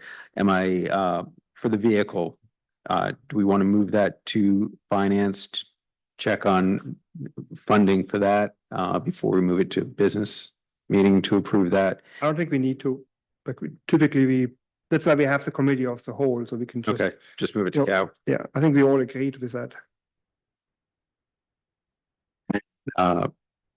Move to the business meeting for the authorization for the civil service.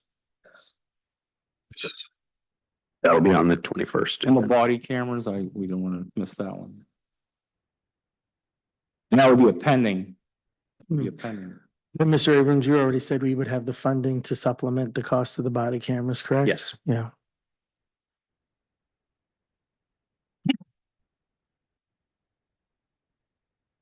We had a very beneficial traffic activity on Ardmore and Greensburg Pike today. I'd say that would be all I have for this evening. I know that there will be another one coming up, and I really don't want to say exactly when, but it'll be happening very soon, and probably the next 2 weeks, and probably be a little later in the day. It'll probably be more of an evening one. So again, with state funding, we are, really fortunate to have those kind of things. And because we are very good at doing these things, and we do go out, and again, a lot of this is really about what did you do while you were out there? Did you have a lot of contacts with people? Did you, do a lot of things, to show that you didn't just use this money in an inappropriate fashion? We provide that for them all the time, and that's why they give us more money to do these things all the time. That's all I have.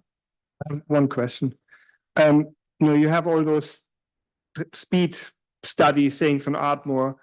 My personal opinion, when I'm driving, if you drive like 35, maybe 40, you're still like a moving obstacle. So I wonder did the 35 miles per hour even do a dent? To me, it looks like people are still driving 50 miles an hour on average, I would say. I don't know. What does your data say? The numbers are reduced. We have seen a lower number. Again, it seems like when you lower the speed limit, they may not go 35, but they may go 40 or 45. 45, Mhm. which brings you down to more of a reality when it comes to driving on that particular roadway. We don't want anybody going over the speed limit, but we certainly don't want them going 60 miles an hour. Mhm. I think the high today was about, I think we had one car on Ardmore that was at 60, I think today. That was our high for the day. Mr. Watkins. Everyone on council, please bear with me. I am not quite sure about council etiquette here, but Chief, I had some questions about the incident on Glasgow. It was my understanding that it was a police officer from Churchill that killed the resident of Forest Hills. And I don't know who from Forest Hills was in charge of the situation at that time. Can you tell me if, I don't know if this, we can't go off the record, but not the right place. Okay. I can tell you is it's state investigation by the Allegheny County Homicide Division, and they'll make a determination about the investigation, take it to the district attorney's office.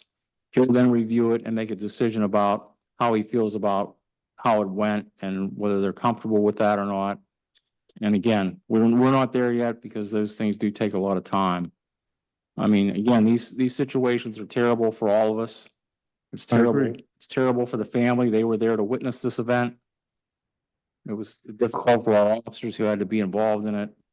Yes. And it's hard on the community only because they're not used to seeing things like this. And, you know, you see this on the news and you say, wow, does that happen in Forest Hills? And you say, unfortunately, it does. And again, the one thing I will say is, it seems to me that, you know, mental health played a role in this case. And I know no one's surprised to hear that because it's a big problem for all of us in everything we do.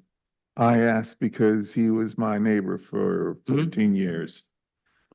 And I guess we'll just wait until the results come out.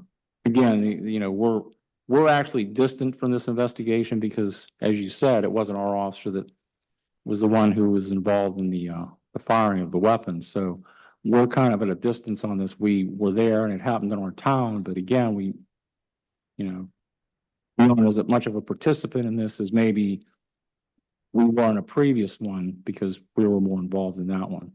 But again, like every case like this, we're never going to investigate ourselves. That's never going to happen. The experts who do this all the time, who do homicide investigation, Allegheny County Homicide, that's what they do. We don't get in their way. We provide them with every piece of information we have. We provide them with body camera, anything and everything we have, they get. And they use that to make their determination based on the investigation between interviewing people. They'll interview family members that were on site. They'll interview all the officers that were there. That's how they conduct their investigation. They'll look at all that body cam that's provided. And again, I mean, sadly, you can look at that stuff and you can hear about it. And I'm just going to say that, it's not the way we like the outcomes to be for any of us.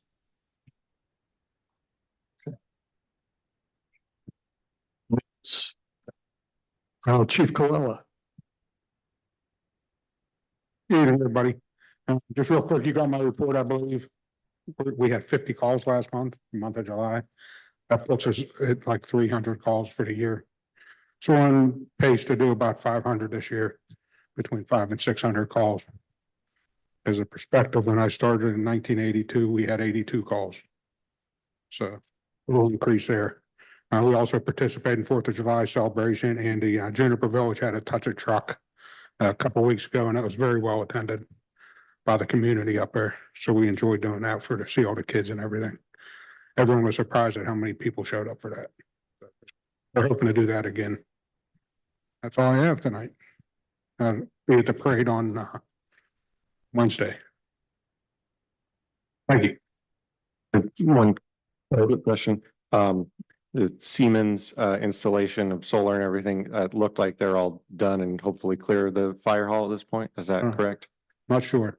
Okay. They were here, they closed up some stuff that they were supposed to. There was hanging wires that they were supposed to clean all that up, and they did. We still got a gap in the one door and still got a big hole in the other door that if our goal is to seal up the building to let the energy stay in, we didn't accomplish that yet, in my opinion. Spent 2 days down there adjusting the air conditioning, and they say it works all right. Our thing will be waiting until winter time, because last year you couldn't even touch the metal on the trucks because it was so cold in the garages. So the air conditioner works on that end. Now we'll wait till winter to see how the heat works. Question. The smoke detectors. They're working with the Red Cross. They're getting me the forms that I need, and we're hoping to put that out like end of August, beginning of September. We're still shooting for Fire Prevention Week to do smoke detector installations.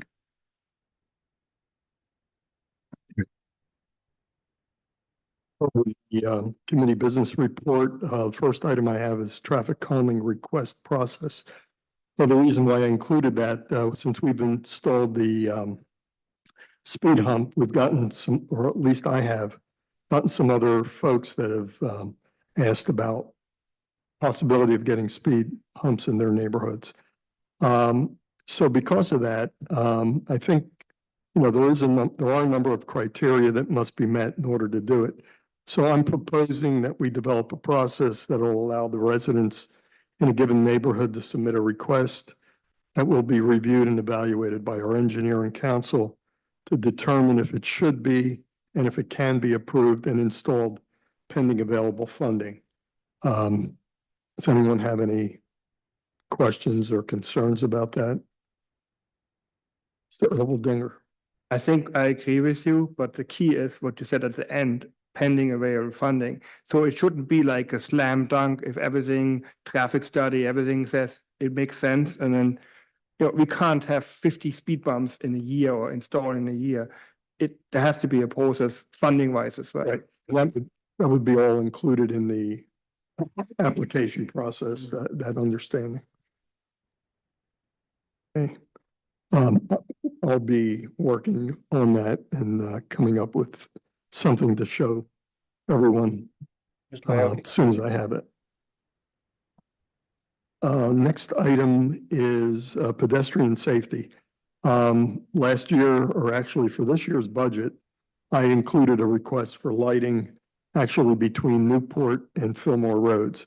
There's a lot of pedestrians that walk that way. At night, that lighting, the lighting that's in the center median does not light up the sidewalks, so it's very dark. So I'm requesting that the first part of the money, this was spread over 2 years, to do some, the first part of the work, it would be $20,000 to put some solar lighting in. The lighting that I looked at was about $800 plus installation. And that was, and based on the height and the distance between the light poles, it looked like we would need a minimum of 40 light poles to cover that whole area. So I'm suggesting we start with at least the 20 that we can get if we can swing that on the budget. Does anyone have any objection? Mr. Bacon? I wasn't first. Oh, no, you can go first. I'm just curious if you have an example of this sort of product. So this would be a light pole that's like an off-grid, charges itself with the solar so that it saves that installation. Yes, there's no. Do you know of any in the area that would be an example of this in effect? Well, I would have to go back and look. I believe I saw a couple in the greater Pittsburgh area that were using them. I can get that information. Mr. Erbaldinger, Two questions. How much money you said it? I didn't get the for number. about $800 a light. A light pole, Yes, complete light, solar, install everything? no plus Okay. installation. And then my second question is why now? I mean, that pedestrian walkway is existing for probably 30, 40 years and Why not? by now, so. Because it's dark. Hmm.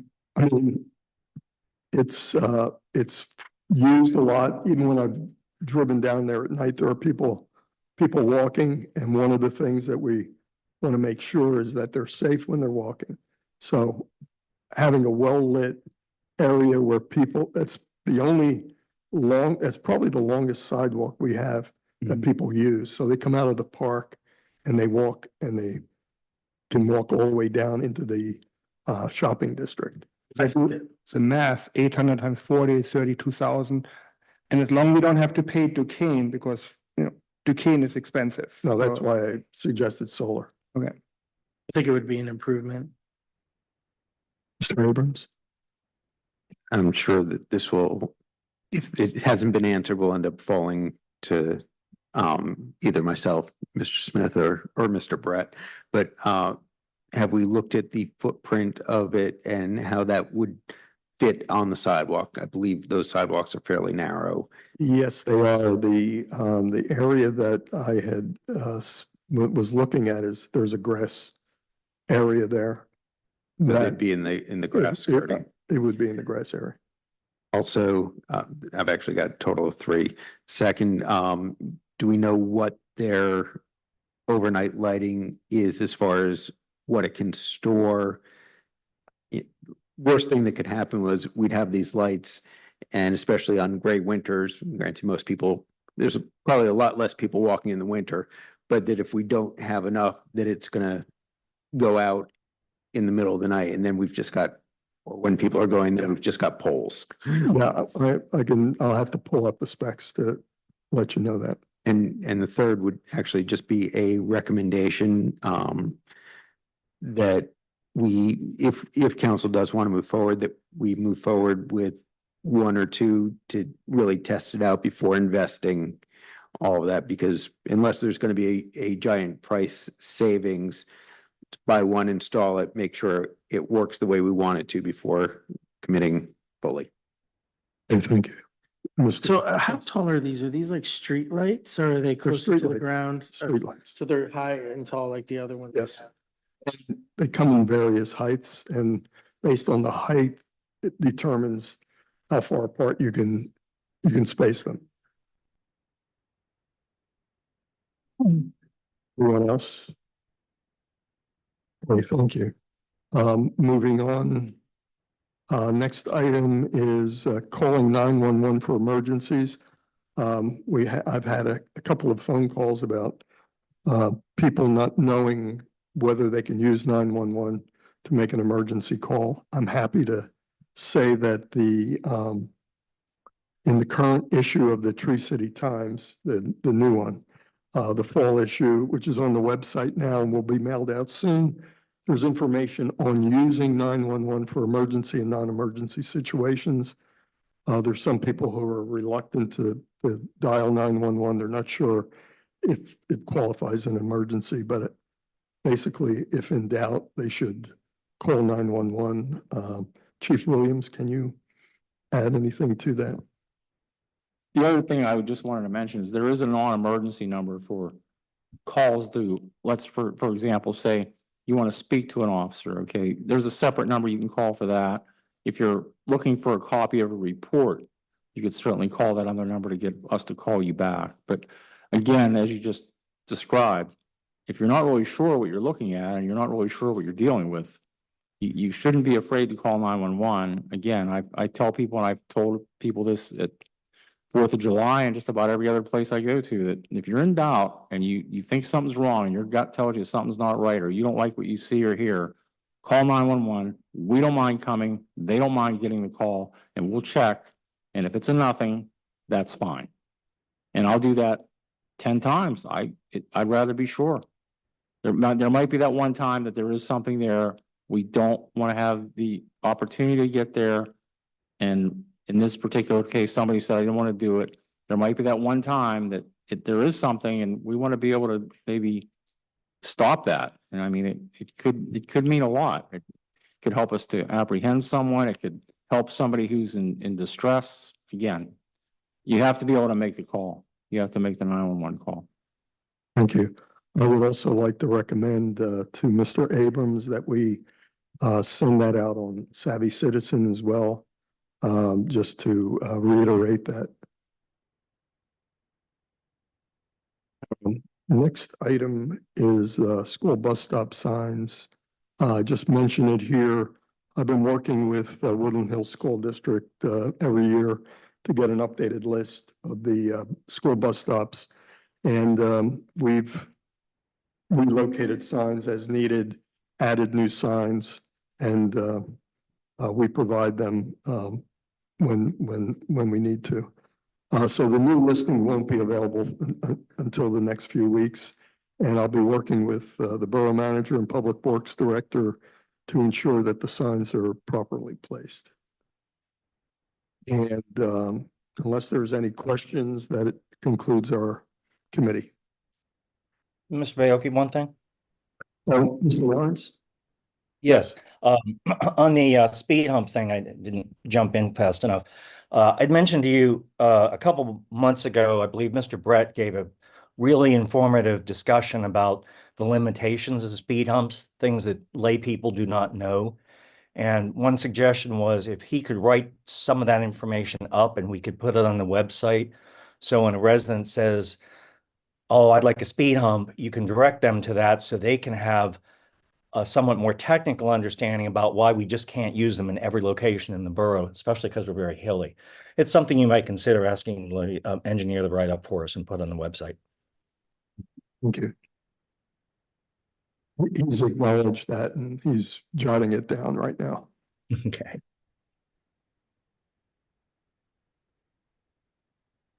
Report then, Mr. Bioki? Yes. Thank you. Mr. Lawrence? Please go ahead. Yes. Thank you, Thank Madam you. Chairman. If the manager can update anything necessary? Yes, council has been emailed my report. We've covered some of the significant pieces with construction ongoing. Myself, Mr. Reamer, and Mr. Baoki were on the call with Siemens this morning, and then I had a follow-up call with our shared energy manager that we've gotten through the grant. We are continuing to dig into items, making sure that everything is going to meet the specs that we were promised. And the shared energy manager group has found about $8,000 of additional savings that we can get through Duquesne Light that they're going to assist us in applying for. So that's moving along well. Continuing to obviously view the trees for now and work through making sure that Mr. Hybach and Horhut are aware and providing recommendations.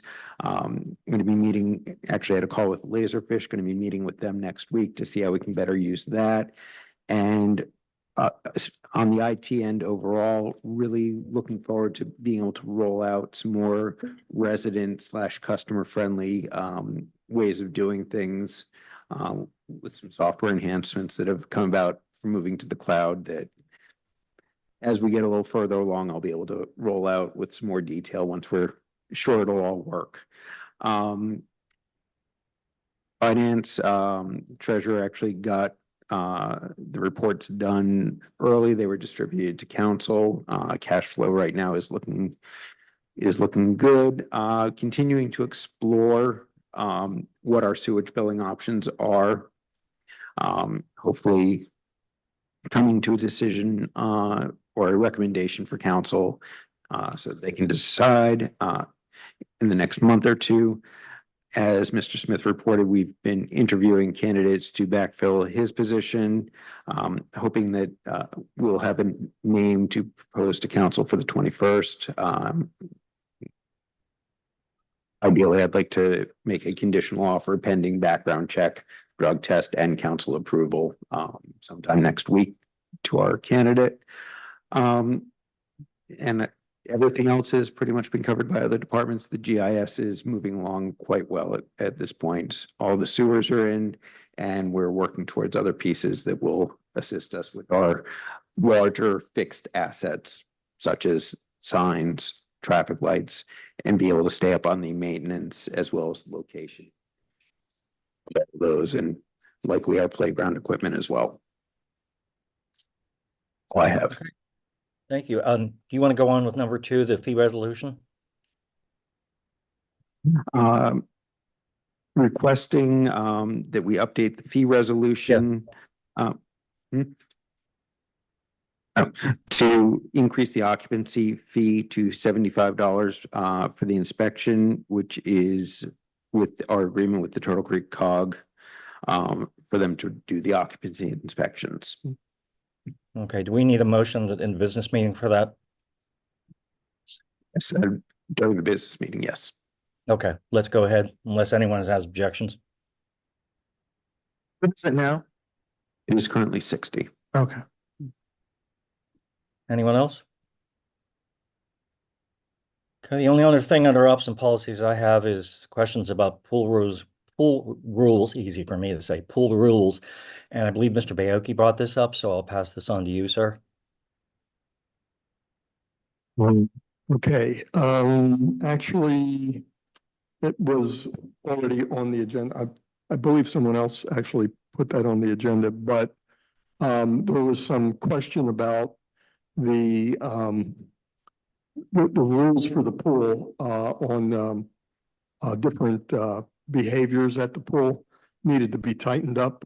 And it was suggested that we take a look at those ordinances and make some appropriate accommodations to make sure that we have everything covered, particularly use of illicit substances and what the penalties are for those offenses. Thank you. If I can add to that, yes, perhaps the manager may want to look at those ordinances and see if he sees any particular improvements. Because I know, given the incident we had recently, there was a gray area that the manager and others may have been forced to make a decision without sufficient clarity. So if he would like in the future, look that over and come back to ops and policies, maybe we can clean things up if they need to be cleaned up. Be happy to do that. Thank you. Is there anything else under ops and policies tonight? Mr. It's just to clarify one more thing, that pending our update of those ordinances, if there are any actions that need to be taken, I think they ought to be reviewed. And if we have to do it under executive session, I would suggest that we do that. Anyone else? Yes, sir. Mr. Bacon. Just to clarify, the usage of the community room, is that going to be in the committee of the whole? Are we still waiting from something from Corbel on moving forward on that? We're still waiting for further information. Last time. We're still waiting on further guidance? Yes. Okay, thank you. Do you have any update on a timeline or anything? No, I do not. Okay. Thank you. Anyone else? Last call. It's 9:15. I think everyone's pretty tired out. I have nothing else for the committee. Thank you, Madam Chairman. Close the meeting. You,